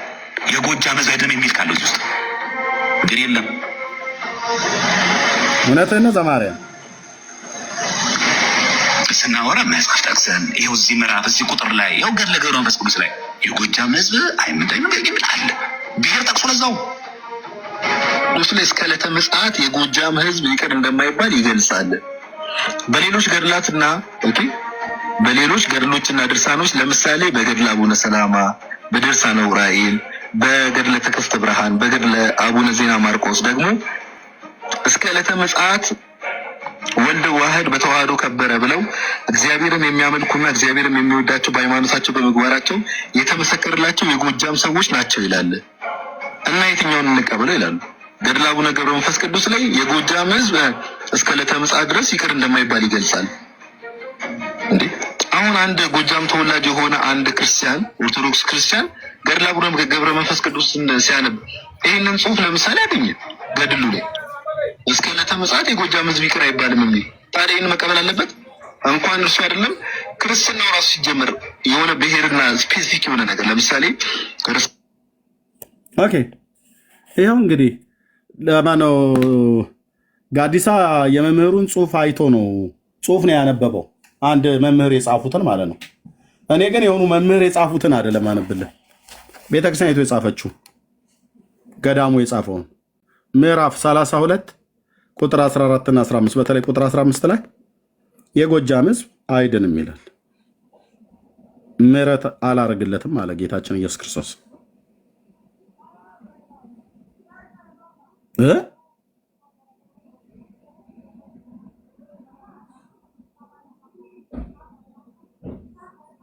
ያው ማህተሙ ምን አሳየን ትላለህ? እኔ ገና ቅድም ነው እኮ ሳሳየ ነበረው። ተማርያም ዘለቀ የያዘው ማህተም ይኸው ማህተሙ ይኸው እዚህ ተናገር እውነቱን ብዬ ቅጥፈት ማውራ መስሎ ነው። ይኸው ማህተሙ አንብበው። ይኸው የገዳሙ ይኸው በኢትዮጵያ ኦርቶዶክስ ተዋሕዶ ቤተክርስቲያን የዝቋላ ደብረ ከዋክብት አቡነ ገዳም አስተዳደር ማለት ነው።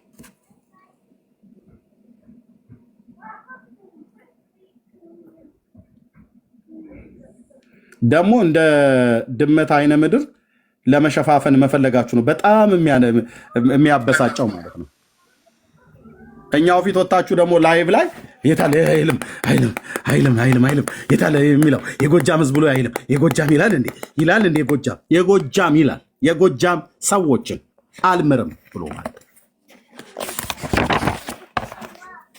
በመጀመሪያ አንብቡ። ካላነበባችሁ ያነበበ ጠይቁ። በእውነት እንተባበራችኋለን እኛ።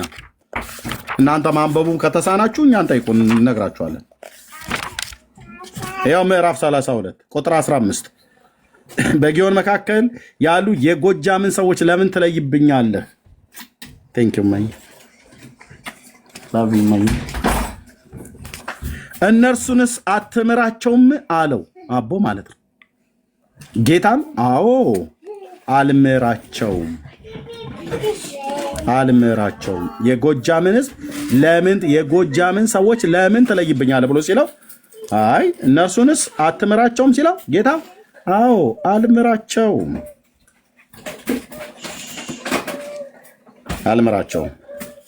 ስለዚህ ጎጃሜ የሆንክ በሙሉ አትድንም ማለት ነው በእነዚህ መጽሐፍቶች እና በኦርቶዶክስ ትምህርት ማለት ነው።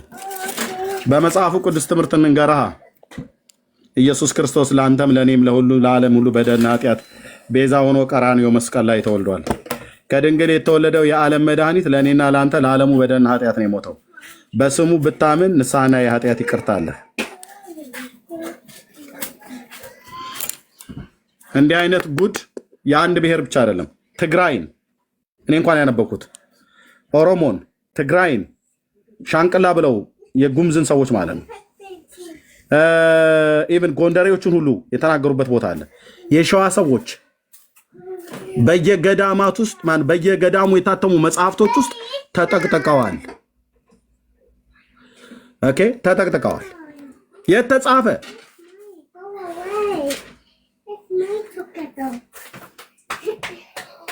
ይህን ስታሳያቸው ቤተክርስቲያን ልታፈርሷት ይላሉ። እነዚያው ለኦርቶዶክስ እንከራከራለን ብለው ከሚሉት ይልቅ እውነቱን ልንገርህ፣ እውነተኛ የኦርቶዶክስ ወዳጅ እኔና ወንድሞቼ ነን ወንጌላውያን። እኛ እኮ አንድ ጥሩ ልብስ ለብሳ ቆሻሻ ልብሷ ላይ ያለባት ግን ያላየችው ሴትን የምትመስል እዚህ ጋር እህቴ የለበሹን ልብስ የሚያቆሽሽ አንቺነትሽን የሚያቆሽሽ ቆሻሻ ነገር አለብሽ ብለን እንደምንጠቁመው ልክ እንደዛ እየጠቆምን እኮ ነው። ስለ ዘላለም ድነት ያወራሉ። የሰዎችን ድነት ይወስናሉ። ይድናሉም አይድኑምም ብለው እንደነዚህ አይነት መጽሐፍቶች ያንተን ዴስቲኒ ነው የወስንልህ ይለዋል።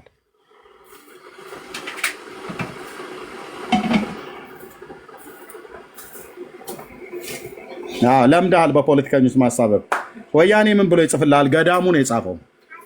ለምዳችኋል። እናንተ ጥፋታችሁን ከማመን ይልቅ እስላምን የጻፈው፣ ጴንጤን የጻፈው፣ ወያኔን የጻፈው፣ እንትናን የጻፈው እንትናን የጻፉት ብለህ ትላለህ። እንደ ድመት አይነ ምድርህን አትሸፍን። መሸፈን አይነ ምድር ጥሩ ነው ለሰው ተጋላጭ እንዳይሆን በሽታም እንዳይመጣ። ይሄን ግን መሸፈን ጥሩ አይደለም። ይኸው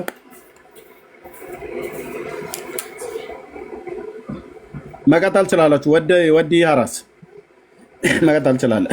ቅድም ስላስገባው ታንክ ዩ ኤርሚ። ሰላም ብያለሁ ሁላችሁ። አይ ጥሩ ነው። እግዚአብሔር ይባርክ ኤርሚ። እያስተላለፍክ ያለው በጣም ትልቅ መልእክት ነው። ትልቅ ነገር እያጋለጥክ ነው ያለው። ለዛም ይመስለኛል ስብሰባ እየጠሩ ያሉት። ያው እንግዲህ አንዳንድ ነገሮች መጽሐፍት እየተገለጹ በአይናችን እያየንን የሚል እንግዲህ እየጠሩ ነው ያሉት እና ጥሩ እያጋለጥክ ነው ያለው። ይህን ገድላት እንግዲህ ገድላት የሚጽፉት በተለይ ይህ መጽሐፍ ገድላት ታሪክ ነው፣ ትረካ ነው ዝም ብለው የሚጽፉት እንጂ እውነተኛ በምድር ላይ የነበረች አይደለም። ይሄ ማንንም ያውቋል። እንግዲህ ራሳቸው ትረካ ተርከው ነው። ከላይ ያለውን ሰው ጠይቀው። ተፋደ ከየት ቤተ እምነት ነው? ጠይቀው። ወዲ ያራስ ተፋደን ከላይ ጠይቀው። ተፋደን ከየት ነህ? ከየትኛው እምነት ነህ? ተፋደን አለ ተኝቷል መሰለኝ፣ አይሰማም። እንግዲህ ተፋደን ስትመጣ ያው ክፈተው፣ ከየትኛው እምነት እንደሆንክ ያው ራስህን ግለጥ። ወረደ። ኦኬ። እና ምንድነው ይሄ? እኔ ያቺ ወፊቷስ አለች እዛ ኤርሚዬ፣ ወፊቷ ውሃ የጠጣችሁ የእሳቸው አይደል? አዎ እንግዲህ ራሳቸው ውሃ አልጠጡም፣ ግን ወፊቷንም ከአይናቸው ውሃ ስትጠጣ ነበር። እና ወፊቷ እንግዲህ ለዛ ይሆናል ለቅሶ የመጣችሁ ሰብስባ፣ ሌሎችን ወፎችን ሰብስባ የመጣችሁ ለዛ ይሆናል እንግዲህ። እና እውነቴ ነው። እሺ ተፋደ ከየት ቤተ እምነት ነው? ሰላም ነው? አቤት አቤት። እንዴት ነህ? እግዚአብሔር ይመስገን። ከየት ቤተ እምነት ነው?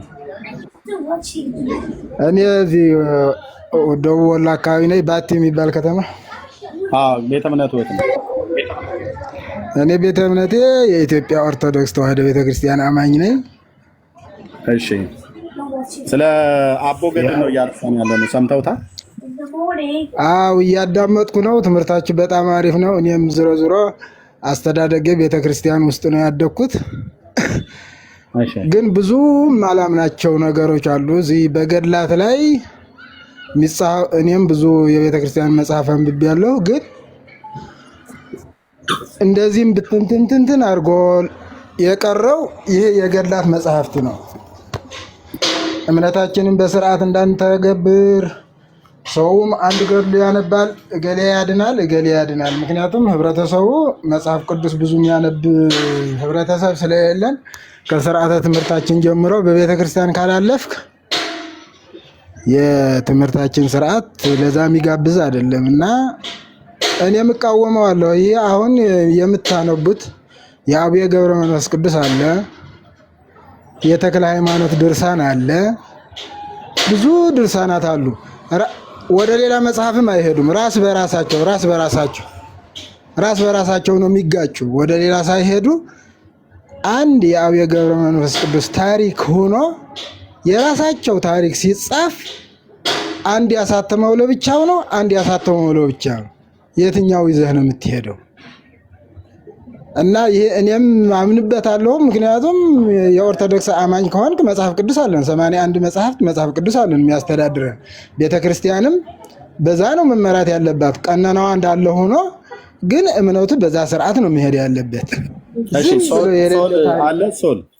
ሶል አለ እና እንደዚህ ነውና ትምህርት እያዳመጥኩ ነው። እኔም እንደዚህ የሚቀጥል ከሆነ በተለይ እሑድ በሌላ ጊዜ ስራ ላይ ስለሆንኩ እኔ በጉልበት ስራ ስለምኖር እሑድ እረፍት ስለሆንኩ እንደዚህ ከሆነ እኔም አንዳንድ መጽሐፍት አሉኝ አቀርባቸዋለሁ፣ እናያቸዋለን። እሺ፣ በጣም ነው የምናመሰግነው እና በርቱ፣ እያዳመጥኩ ነው። በርቱ። በተለይ ከስንተኛው ክፍለ ዘመን ይሁን ከ13ኛው ክፍለ ዘመን ይሁን ዞሮ ከአፄ ዘርዓ ያዕቆብ ንግስና በኋላ ከደቂቀ እስጢፋኖስ መቀጥቀጥ በኋላ ከዛ በኋላ የመጣ ዝባዚንከ ነው በብዛት የመጣው ከዛ በኋላ ነው። እና እኔም አንዳንድ መጽሐፍት አሉ እንነጋገርባቸዋለን። እስከ ታሪኮቹ እንደዚህ እየዘረዘር ህዝቡም በእምነት እንዲኖር እንደዚህ አይነት ትምህርት እኔም እፈልግ ነበር። ዛሬ እንዳጋጣሚ ነው ያገኘኋችሁ። ኦኬ፣ እናመሰግናለን። የቤተ ክህነት ሰው ነው። እሺ፣ እያዳመጥኩ ነው። እሺ ወገኖች ቀጥሉ። ወንድሞች አይ ቲንክ ሎጎስ አለህ፣ ሶል አለህ። ሌሎቻችሁ የምትናገሩት ነገር ካለ አጠራ አድርጋችሁ ተናገሩ። ቴንክ ዩ። እርሜ ሰላም ላንተ ነው። እንዴት አለ? እግዚአብሔር ይመስገን። ቀጥሉ። መጣው ተጠፋፋን። ሰላም ብያለሁ ወገኖች ሁላችሁንም። ከታችም ከላይም ያላችሁ ጸጋና ሰላም ይብዛላችሁ። እንዴት አላችሁ ማለት ፈልጋለሁ። እንግዲህ ቅድም እርሚ የአቡነ ገብረ መንፈስ ቅዱስን ገድል አውጥቶ ያው ድሮ ማለት የሚፈልገው ምንድነው? አሁን እነዚህ የቲክታክ ፕላትፎርም ላይ የሚያገለግሉ ወንድሞች ከመጡ በኋላ ስክሮል አድርጓቸው እነዚህ እንትን የሚያወሩትን ይሄ ገድል ምናምን የሚለውን ስክሮል አድርገው ሲሉ ነበር። እንግዲህ በእርግጥ ራሳቸው ስክሮል ተደረጉ። ቤተክርስቲያኒቱ ስክሮል ነው የተደረጉት። ቤተክርስቲያኒቱ ከየት ነው ያመጣኸው ይሄንን ትምህርት ማነህ አንተ ወደ መባባል ተጀመረ። ከዚህ ቀደምም እኛ ስንናገር በኢትዮጵያ ኦርቶዶክስ ተዋሕዶ ቤተክርስቲያን ምንም እንኳን መጽሐፍቶቿ ቀኑና ናቸው ተብሎ ቢባሉም ግን አገልግሎታቸው ግን ከዶግማ እኩል ነው ወይም ደግሞ ከዶግማ ይበልጣል ስንል ነበር አይደል? አሁን እንደሱ ነው እኮ የምንለው።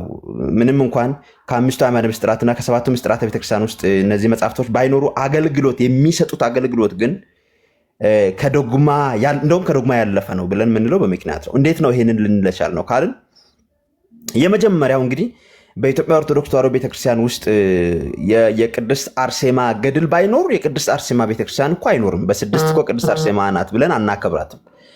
በስድስት ቅድስት አርሴማ ናት ብለን እንድናከብር የቅድስት አርሴማ ገድል ሊኖር ይገባል ማለት ነው።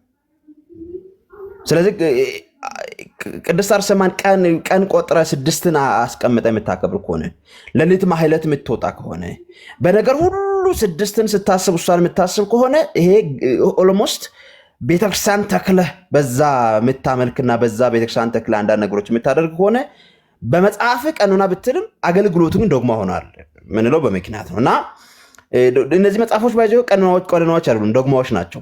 በሰሞኑ የተፈጠረውም ነገር ይህንን ያመለክታል። ብዙ ሰው ገድላትና ድርሳናትን ብዙ በቃ እንዳንል ብዙ ነገር እንዳይባሉ በጣም ብዙ ነገሮች በዛ ጸጥ እንድንል ብዙ ተሰርቶ ነበር አይደል? በዚህ ሚዲያ በተለይ አሁን እኮ እንደውም ሞራል ነው ያገኘነው። በጣም ሞራል አገኘን እኮ አሁን በጣም ያንን መጽሐፍቶችን እንደውም ያልገዛናቸው ካለ በደንብ እንድንገዛ በተለይ እርሚ እንግዲህ የሌለ መጽሐፍ ያለ አይመስለኝም። ከሌለ በደንብ ከዚህ እንድልክል። ለምን በቃ እንደዛ ነው ከዚህ ኋላ መሆን ያለበት። በግልጽ እኮ ቤተክርስቲያን ተናገረች። አሁን በግልጽ እኮ አባቶች ተናገርኩ፣ ሊቃውንቱ ተናገርኩ፣ የሊቃውንቱ ጉባኤ አባላት እኮ ተናገሩ። ወጥቶ ማን አባትና ከየት መጣህ አንተ እኮ ተባለ። ይሄ ገድል የሚያወራ ስክሮል አድርጎ ምናምን የሚለውን ሰውዬ እኮ በጣም ተናገሩት እኮ በደንብ አድርጎ። ማነህ አንተ እንደዛ ልትል እንዴ? የትኛው ነው ገድላትና ድርሳናት አትቀበል? ማን አትቀበል ያለ? ማን ስልጣን ሰጠ? አንተ ሊቃውንቱ ጉባኤ ነህ? አንተ ሲኖዶስ አባል ነህ? ምንድን አንተ ቤተክርስቲያን? አንተ የደብረ አስተዳዳሪ፣ አንተ ዲያቆን ነህ? አንተ ቄስ ነህ? ማነህ አንተ ገድላትና ድርሳናትን አትቀበል ልትል? ማን ስልጣን ሰጠ እኮ ተባለ። አሁን ዋና ናቸው ማለት ነው እነዚህ ነገሮች። እያነሳን ያለነው ጉዳይ ዋና ጉዳይ ነው ማለት ነው። ሰውን ይዞ ወደ ሲኦል የሚከት ዋና ጉዳይ ነው እያነሳን ያለነው ማለት እኮ ነው። እኛ ዋና ጉዳይ መሆኑን እኛ አይደለንም ዋና ጉዳይ ያልነው። ዋና አይደሉም ያሉ ሰዎች ኦልሞስት ከመንገድ ገለል ተደርገው እኛ ዋና ጉዳይ እያነሳን እንደሆነ ለእኛ እውቅና ተሰጥቷል። እሺ ወለቤት እሰጥሃለሁ፣ መልሼ እሰጥሃለሁ። ቀደም ባለቤቴ እስክትመጣ ጠብቁኝ ብያልኩትኝ መጽሐፍ አሁን ባለቤቴ መጣች። አንዴ ጆኒ ስቶፕ። ኦኬ ገራጅ ውስጥ ካስቀምጥኳቸው መጽሐፍቶች ውስጥ ነበሩ። ልብ በሉ፣ ይሄም በገዳሙ የታተመ ነው። ይሄም በቤተክርስቲያኒቱ ማተሚያ ቤት የታተመ ነው። ኦኬ ገድለ ገብረ መንፈስ ቅዱስ ይላል፣ ተአምረ መንፈስ ቅዱስ ይላል። በትንሣኤ ዘጉባኤ ማተሚያ ቤት ታተመ ይላል። መቼ? 1994 ዓ.ም። በዚህ ክፍል ላይ አቦ የት ነው ተቀበረ ብሎ የሚለው መልኩ ያው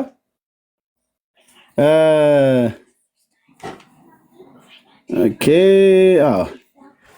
አብ በዘባኑ ወልድ በዘባኑ መንፈስ ቅዱስ በዘባኑ ዛሃለው በኪዳኑ ኦኬ ገብረ መንፈስ ቅዱስ ግጻተ ይዜን ነው።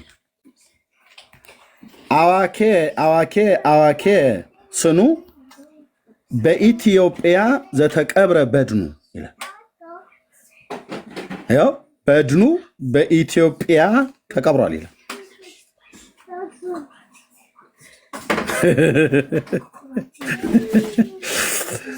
በድኑ ቤት ተቀብሯል። በኢትዮጵያ ዘተቀብረ በድኑ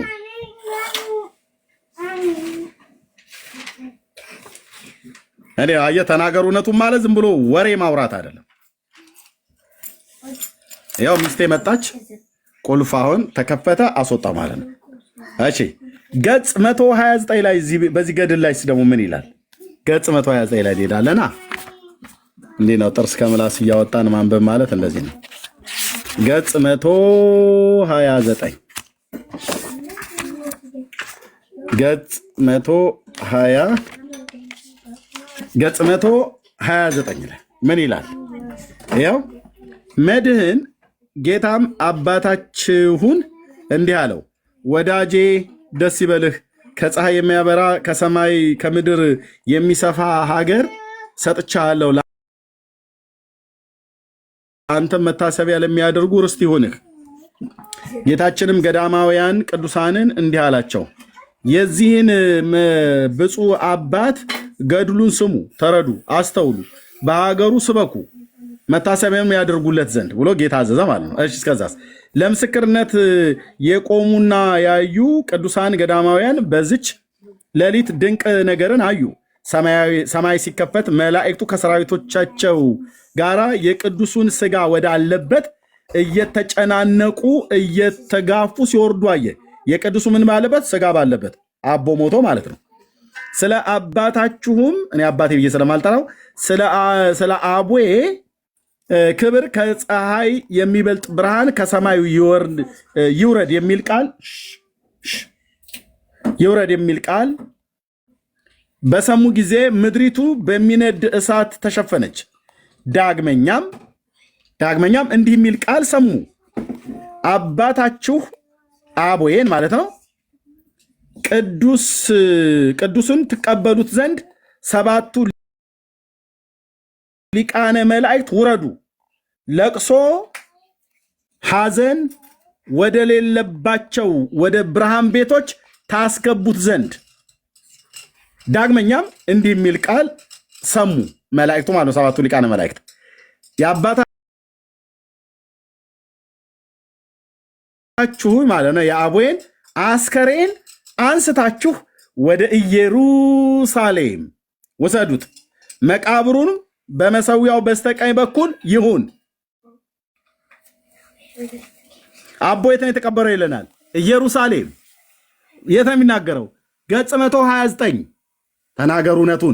ተናገር እውነቱን ገጽ 129 የት የታተመው ላይ? በትንሣኤ ዘጉባኤ ማተሚያ የታተመው ላይ። መቃብሩ የት ነው? የት ወስዳችሁ ቀበሩት አለ። በኢየሩሳሌም። ይኸው አስከሬኑን ቅዱሱን አስከሬን አንስታችሁ ወደ ኢየሩሳሌም ወሰዱት፣ መቃብሩ በመሰዊያው በስተቀኝ በኩል ይሁን። እንዲህም የሰሙትን ቃል ወዴት አለ? በሞቱም ጊዜ ወደ አባታችሁ የወረደ የእግዚአብሔር ቃል ይህ ነው እንጂ ምድር በድንጋጼ እስክትንቀጠቀጥና የፀሐይና የጨረቃ ብርሃን እስኪጨልም ድረስ የጻድቁ በሞተ ጊዜ እግዚአብሔር እንዲህ ያደረገ ይላል። የት ቀበሩት ይላል? በኢየሩሳሌም በመሰዊያው በስተቀኝ። በኢየሩሳሌም መሰዊያው ማለት የእግዚአብሔር መሰዊያ ያለበት ቤተ መቅደሱ፣ አሁን መስጊዱ በተሰራበት ቦታ የድሮ የእግዚአብሔር ቤተ መቅደስ ባለበት ማለት ነው። ተናገር እውነቱን። በኢየሩሳሌም ቀበሩት። ይሄው መጽሐፍ እርስ በርሱ እንኳን አይስማማም። እሺ እዚህ ጋር ደግሞ ቅድም ያነበብኩት ላይ ምን ይላል? ይኸውላችሁ ገጽ 129 ላይ በኢየሩሳሌም ቀበሩት ይላል። ገጽ 185 ላይ በኢትዮጵያ ዘተቀብረ በድኑ ይልልሃል መልኩ ላይ።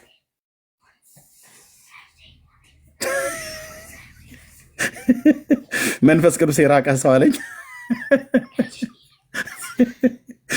ውሸትን አጋለጥኩብህ አይደል? ይሄው ቻለው እንግዲህ በኢትዮጵያ ዘተቀብረ በድኑ። ይሄው አብ በዘባኑ ወልድ በዘባኑ መንፈስ ቅዱስ በዘባኑ ዛሃሎ በኪዳኑ ገብረ መንፈስ ቅዱስ ግጻተ ዘይዜኑ አዋኬ ስኑ በኢትዮጵያ ዘተቀብረ በድኑ። ቻለው እንግዲህ በኢትዮጵያ ነው በድኑ የተቀበረው ይላል። ይሄው መጽሐፍ ገጽ 185 ላይ። እዚህ ደግሞ በኢየሩሳሌም ነው የተቀበረው ይላል ገጽ 129 ላይ። እዚህኛው ላይ ደግሞ ኢትዮጵያም ኢየሩሳሌምም አልተቀበረም ይላል። ታዲያ የት ሄደ ብለህ ስትለው ስጋዬ ከነነፍሴ ወደ መንግስተ ሰማያት ያደርጋል። this is orthodox።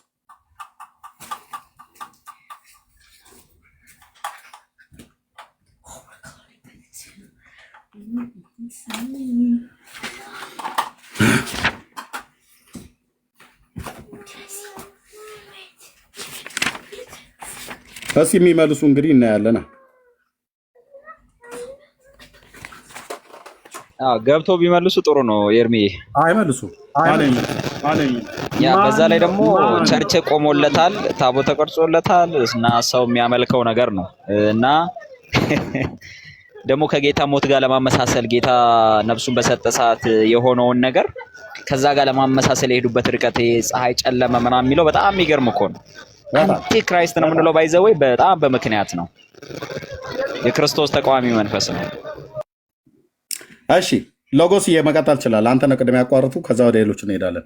ግን ይሄኛው በኢትዮጵያም በኢየሩሳሌምም አልተቀበረም ይላል። ቅድም አይታችሁታል። በኢትዮጵያም በኢየሩሳሌምም አልተቀበረም፣ ግን ኢየሩሳሌምና ኢትዮጵያ ተቀበረ ብለው የሚሉ አሉ።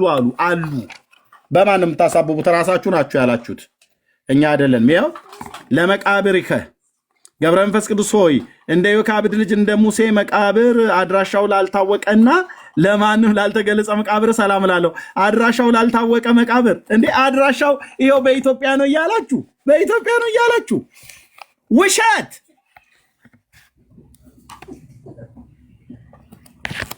ውሸት። ይሄ አድራሻው ላልታወቀ እዚህ ጋር የሚለው አድራሻው ላልታወቀና ለማንም ላልተገለጸ መካነ መቃብር ሰላም ላለሁ አለ እና አድራሻው ካልታወቀ ለምንድነው እዚህ ጋር አብ በዘባኑ ወልድ በዘባኑ መንፈስ ቅዱስ በዘባኑ ዛሃለው በኪዳኑ ገብረ መንፈስ ቅዱስ ግጻተ ዘይዜኑ አዋኬ ስኑ በኢትዮጵያ ዘተቀብረ በድኑ ያላችሁት ለምንድን ነው ያላችሁት? ለምንድነው በኢትዮጵያ በድኑ ተቀበረ ያላችሁት? ለምንድነው ገጽ 129 ላይ በኢየሩሳሌምም ነው የተቀበረው ብላችሁ ያላችሁት? ሚያዝያ ላይ ሲመጡ ሊቃውንቱ ጠይቁልኝ። እነዚህ ቲክቶክ ላይ የሚሯሯጡ ጎረምሶችን አይደለም የሚደግፉት፣ የኔን ሐሳብ እንደሚደግፉ አትጠራጠር። ያው እዚህ ደግሞ በኢየሩሳሌም ይላል። ያው ዳግመኛ እንዲህ የሚል ቃል ሰሙ፣ አባታችሁ ቅዱሱን አስከሬን አንስታችሁ ወደ ኢየሩሳሌም ውሰዱት፣ መቃብሩ በመሰዊያው በስተቀኝ በኩል ይሁን። የት ነው የተቀበረው? ያው ኢየሩሳሌም ነው የሚለው ይሄኛው መጽሐፍ ነው። እዚህኛውም ደግሞ ኢትዮጵያ ነው የሚለው ይሄው መጽሐፍ ነው። ይሄው መጽሐፍ እንኳን እርሱ በርሱ አይስማማም። ገጽ 129ንና ገጽ 185 የምታገናኙት ይደባደባል እንደሰው። ይሄኛው ኢትዮጵያ ነው ይላል፣ ይሄኛው ኢየሩሳሌም ነው ይላል። ይሄኛው ደግሞ ኢየሩሳሌምም ኢትዮጵያም አይደለም ይላል። ግን ታዲያ ምን ይላል? ኢትዮጵያም ኢየሩሳሌም አይደለም። ማድራሻው ላልታወቀ ለማንም ላልተገለጸ መካነ መቃብር ሰላም ላለው ክቡር አባት ሆይ፣ ነገር ግን መቃብር በኢየሩሳሌም ነው የሚሉ አሉ። ጴንጤዎቹ ናቸው ያሉት፣ ካቶሊካውያኑ ናቸው ያሉት፣ አይሁዳውያን ናቸው ያሉት። በምድረ ከብድም ነው የሚሉ አሉ። የት? በኢትዮጵያ ኦርቶዶክስ ውስጥ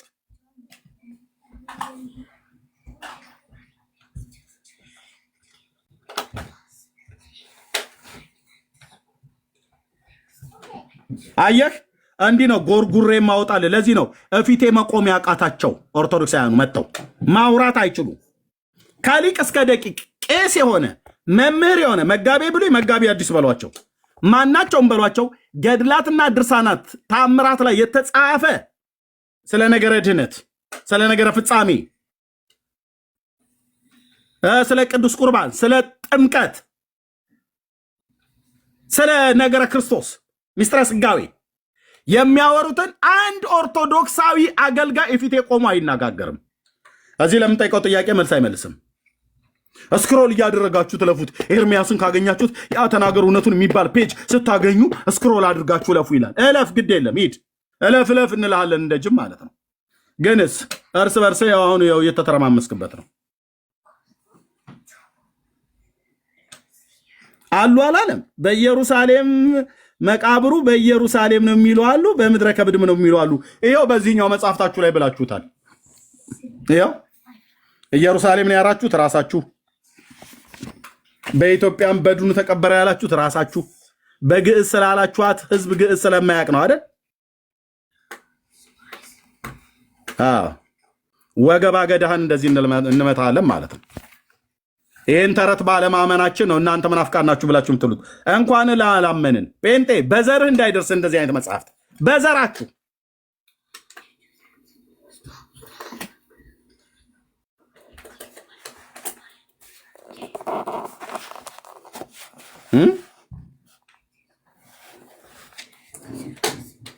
ስለ አንድ ሰው የት ነው የተቀበረው? ኢየሩሳሌም።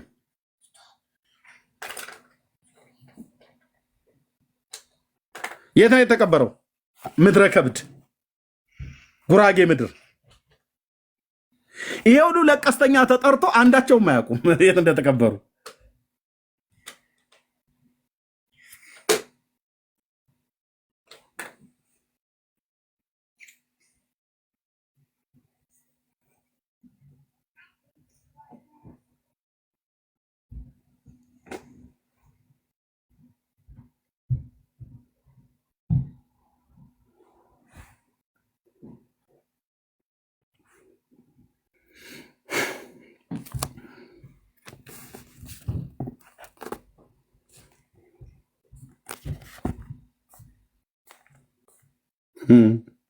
እነማን ናቸው ያሉት? ይሄንን የሚሉ አሉ።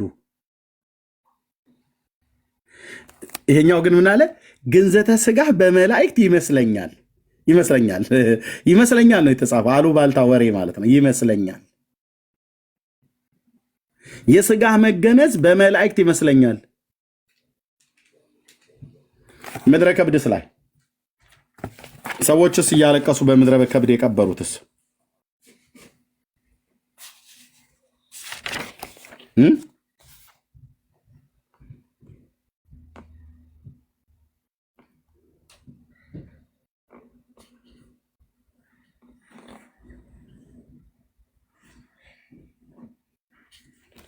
መላእክቱ ይኸው እንደዛ አድርገው እዛ በመሰዊያው በስተቀኝ በኩል ይሁን አለ። እንግዲህ ይህን ማን የሰሙት ቃል ወዴት አለ? በሞቱ ጊዜ ወደ አባታችሁ የወረደ የእግዚአብሔር ቃል ነው እንጂ ምድር በድንጋጼ እስክትንቀጠቀጥ የፀሐይ ጨረቃ ብርሃን እስኪጨልም ድረስ ጻድቁ በሞተ ጊዜ እግዚአብሔር እንዲህ አደረገ። ከዚህም በኋላ እነዚህ ቅዱሳን የመላእክት አለቃ ቅዱስ ሚካኤል በእጁ 12 አክሊል ይዞ በአባታችሁ ነፍስ በስተቀኝ ቆሞ አየው ይመስለኛል ብሎ የለ እንደዚህ ምን ይመስለኛል ያው ይዞ ቆሞ አየ ይላሉ። ሌሎች የመላእክት አለቆች የአባታችሁን አስከሬን ባለበት በቀኙ ቆሙ። በንጽህ ፊት ነፍሱ ፊት በልዕልና በምስጋና እያደረጉ እንደ ውሃ ፏፏቴ መቋረጥ በሌለበት ልዩ ዜማ አመሰገኑ። ስርዓት ሁሉ ከተፈጸመ በኋላ አስከሬኑን መላእክት ሊቀብሩት እግዚአብሔር ወዳዘዘው ቦታ ወሰዱት። አቤት አቤት አቤት! ኦርቶዶክስ ተዋሕዶ ቤተክርስቲያን ይኸው ስርዓቱን የዜማውን ስርዓት ከፈጸሙ በኋላ አስከሬኑን መላእክት ሊቀብሩት እግዚአብሔር ወዳዘዘው ቦታ ወሰዱት። ወዴት? ወደ ኢየሩሳሌም ነው ያዘዘውና ይኸው መጽሐፍ ደግሞ ምድረ ከብድ ጉራጌ ደግሞ ተሰብስበው ሲያለቅሱ ያሳያለሁ። ቆጮ በክትፎ ሁሉ ተዘጋጅቶ ህዝቡ ሁሉ ለቀስተኛ ቁጭ ብሎ ማለት ነው። ህዝቤ አትነቃም ወይ? እስኪ አቦ የሚባል ሰው እዚህ ምድር ላይ እንዳለ መጥቶ የሚያሳየኝ ሰው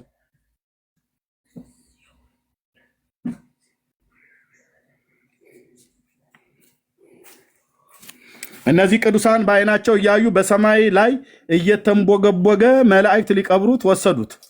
መላእክት ሊቀብሩት እነዚህ ቅዱሳን በዓይናቸው እያዩ ወደ ኢየሩሳሌም ሲወስዱ ታይቷል። በሰማይ ያለ እየተንቦገቦገ መላእክት ሊቀብሩት ወሰዱት። መቃብሩ በኢየሩሳሌም ይሁን ሲል የሰሙት ብዙዎች ገዳማውያን ከኢትዮጵያ፣ ከግብፅ፣ ከሌሎችም ቦታ መጡ። የባዕታውያን አለቃ ነውና እግዚአብሔር ያደረገለትን ሁሉ እዩ አለን።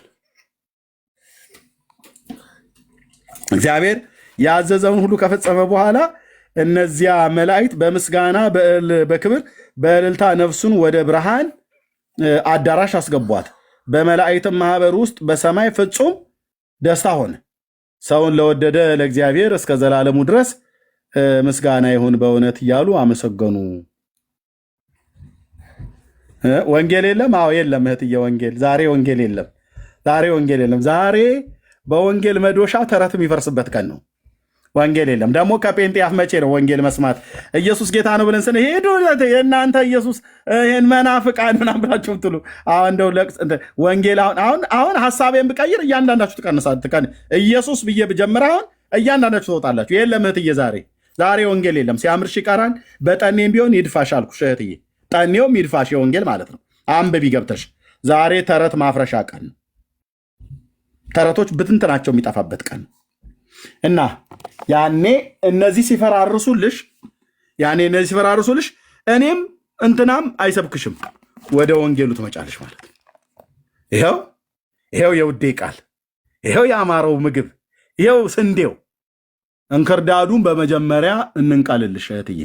አንቺ እንክርዳዱን ነው የበላሽው አይደል? ስንዴውን አሁን በእንክርዳዱ ላይ ላበራሽ አልችልም።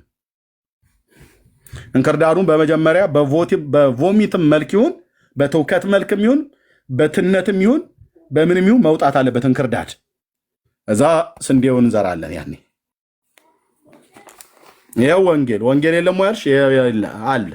ዛሬ ከዚህ ቅዱስ መጽሐፍ አልናገርም። ተረት የሚፈርስበት ቀን ነው። እስቲ እንዴት ደረሰ እህትዬ? የት ነው አቦ የተቀበረው? የት ነው የተቀበረው አቦ? መላእክት በኢየሩሳሌም ቀበሩት ብሎ ይላል። አባቶችሽ የለም የተቀበረው በኢትዮጵያም ነው ደግሞ ብለዋል። ይኸው በኢትዮጵያ ነው የተቀበረው። በኢትዮጵያ ዘተቀብረ በድኑ ብለው ማለት ነው። የት ነው የተቀበረው ታለምዬ? ይሄኛው መጽሐፍ ደግሞ ኢትዮጵያም አልተቀበረም ኢየሩሳሌምም አልተቀበረም የሚሉ አሉ እንጂ አልተቀበረም፣ ወደ ሰማይ ነው ያረገው ይላል። አቦ አረገ ወይስ ኢትዮጵያ ነው የተቀበረው ወይስ ኢየሩሳሌም ነው የተቀበረው? ይሄን ስትመልሽ ያኔ ወንጌል ስነግርሽ የሚገባሽ።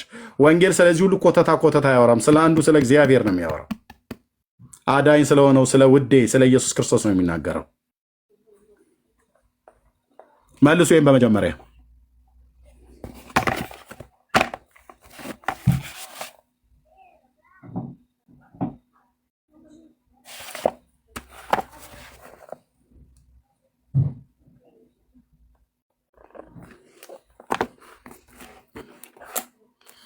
እንደውም እሑድ የማፍረሻ ቀን ይሆናል ማለት ነው። ሌላውን እስከ ለምን እናየው? ከየት ነው የምታመጣው? ቀድሞ ወንጌል ስበክ ብለሽኝ አሁን ደግሞ ከየት ነው የምታመጣው አለች። ከኦርቶዶክስ ነው። ኦርቶዶክስ እያተመች እኔ ያነብላታለሁ። ልጆቿ ዝም ብላችሁ ስሙት ይሄን መጽሐፍ። እኔ ግን አንብቤ ጥርስ ከምላሱ አውጥቼ እስኪ ጥርስህ እዚህ ጋር ምላስ ላይ ደግሞ ምንድነው ያለው? እዚህ ምንድነው የተለጠፈበት? እዚህ ጋር እያልኩ እያነበብኩ ኦኬ እሺ ኦኬ ጌታ ይመስገን።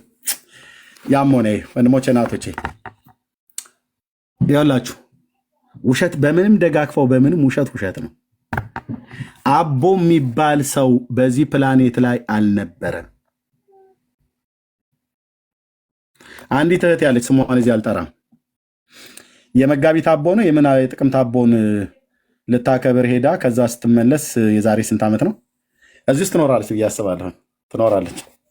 በባለፈው ወልዳ ራስ ሆና ነበረና ገብታ አውርታኝ ጌታን ተቀብላለች። በጣም ጌታን የምትወድ እህት ናትና የዛን ቀን ሰዎች ሼር አድርገውን ሰማሁ አለችኝ።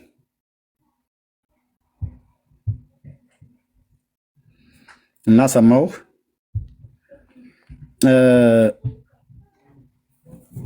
በሄድኩበት በቤተክርስቲያን አቦ ቤተክርስቲያንም የትኛውን ቤተክርስቲያን ሲሄድ ለማስቀደስም ሲሄድ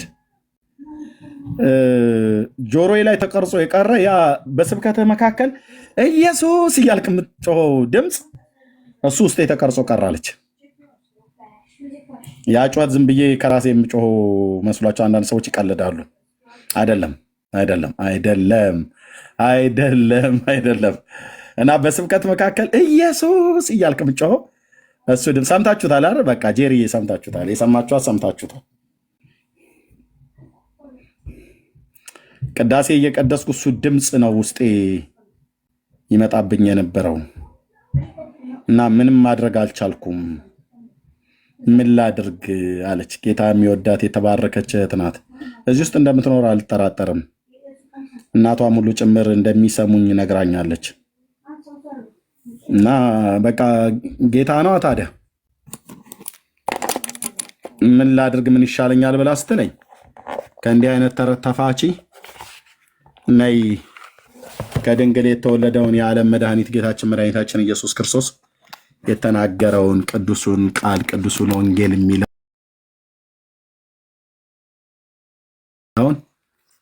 እሱ እንንገርሽ ብለን አልናት፣ ነገርናት። እዚህም ሰማች። የአብ ልጅ ኢየሱስ ክርስቶስ በፍቅሩ ማረካት። እሷም እጇንም ነፍሷንም ልቧንም ሰጠች ለጌታ። ዛሬ በጌታ የተወደደች ወንድም እህት ናት።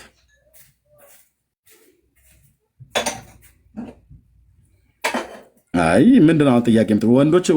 ወንዞች እንዴት ነው የሚያለቅሱት? እንዴት እንደሚያለቅሱ ሂዱና ጠይቋቸው። ወንዞች፣ ውሃዎች፣ ምንጮች፣ ተራሮች፣ ጅቦች፣ ቀበሮች፣ ኮረብቶች፣ ሰማይ፣ ምድር፣ ፀሐይ፣ ጨረቃ ፀሐይ ስታለቅስ ይታይ እንባ ስታንጠባጥብ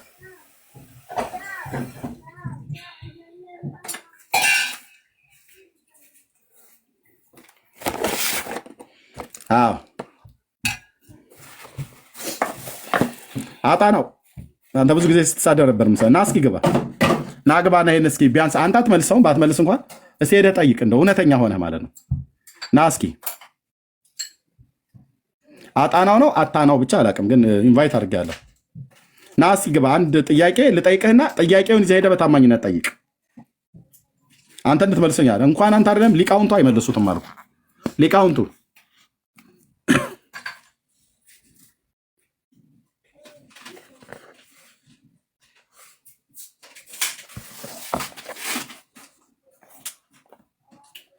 እንኳን ሁለቱ መጽሐፍ አይደለም ይሄ መጽሐፍ እርስ በርሱ ይጋጫል። ገጽ 129 እና ገጽ 185 ላይ የተጻፈው ይሄ መጽሐፍ ራሱ ይጋጫል። ይሄ መጽሐፍ ደግሞ ከዚህኛው መጽሐፍ ጋር ይጋጫል።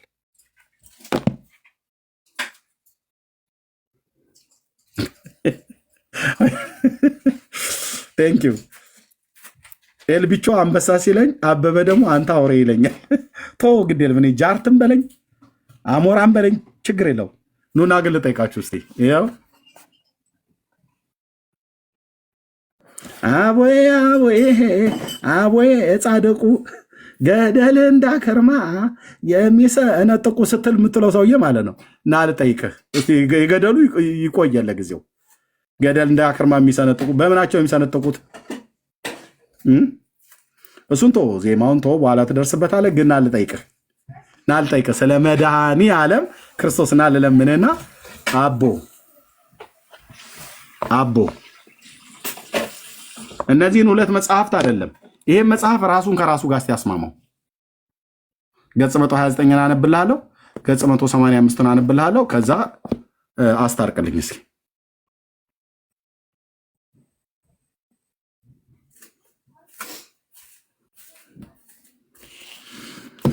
እሺ ሎጎስ ይቀጥሉ። ቴንኪው።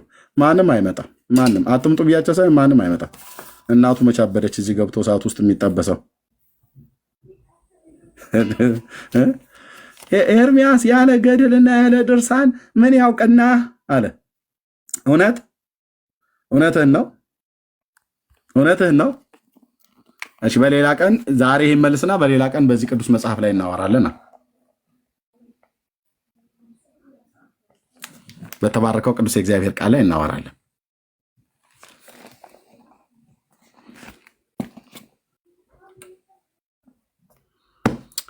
እሺ ቀጥሉ ወገኖች፣ ጨርሱ። ጸጋ ይብዛላችሁ።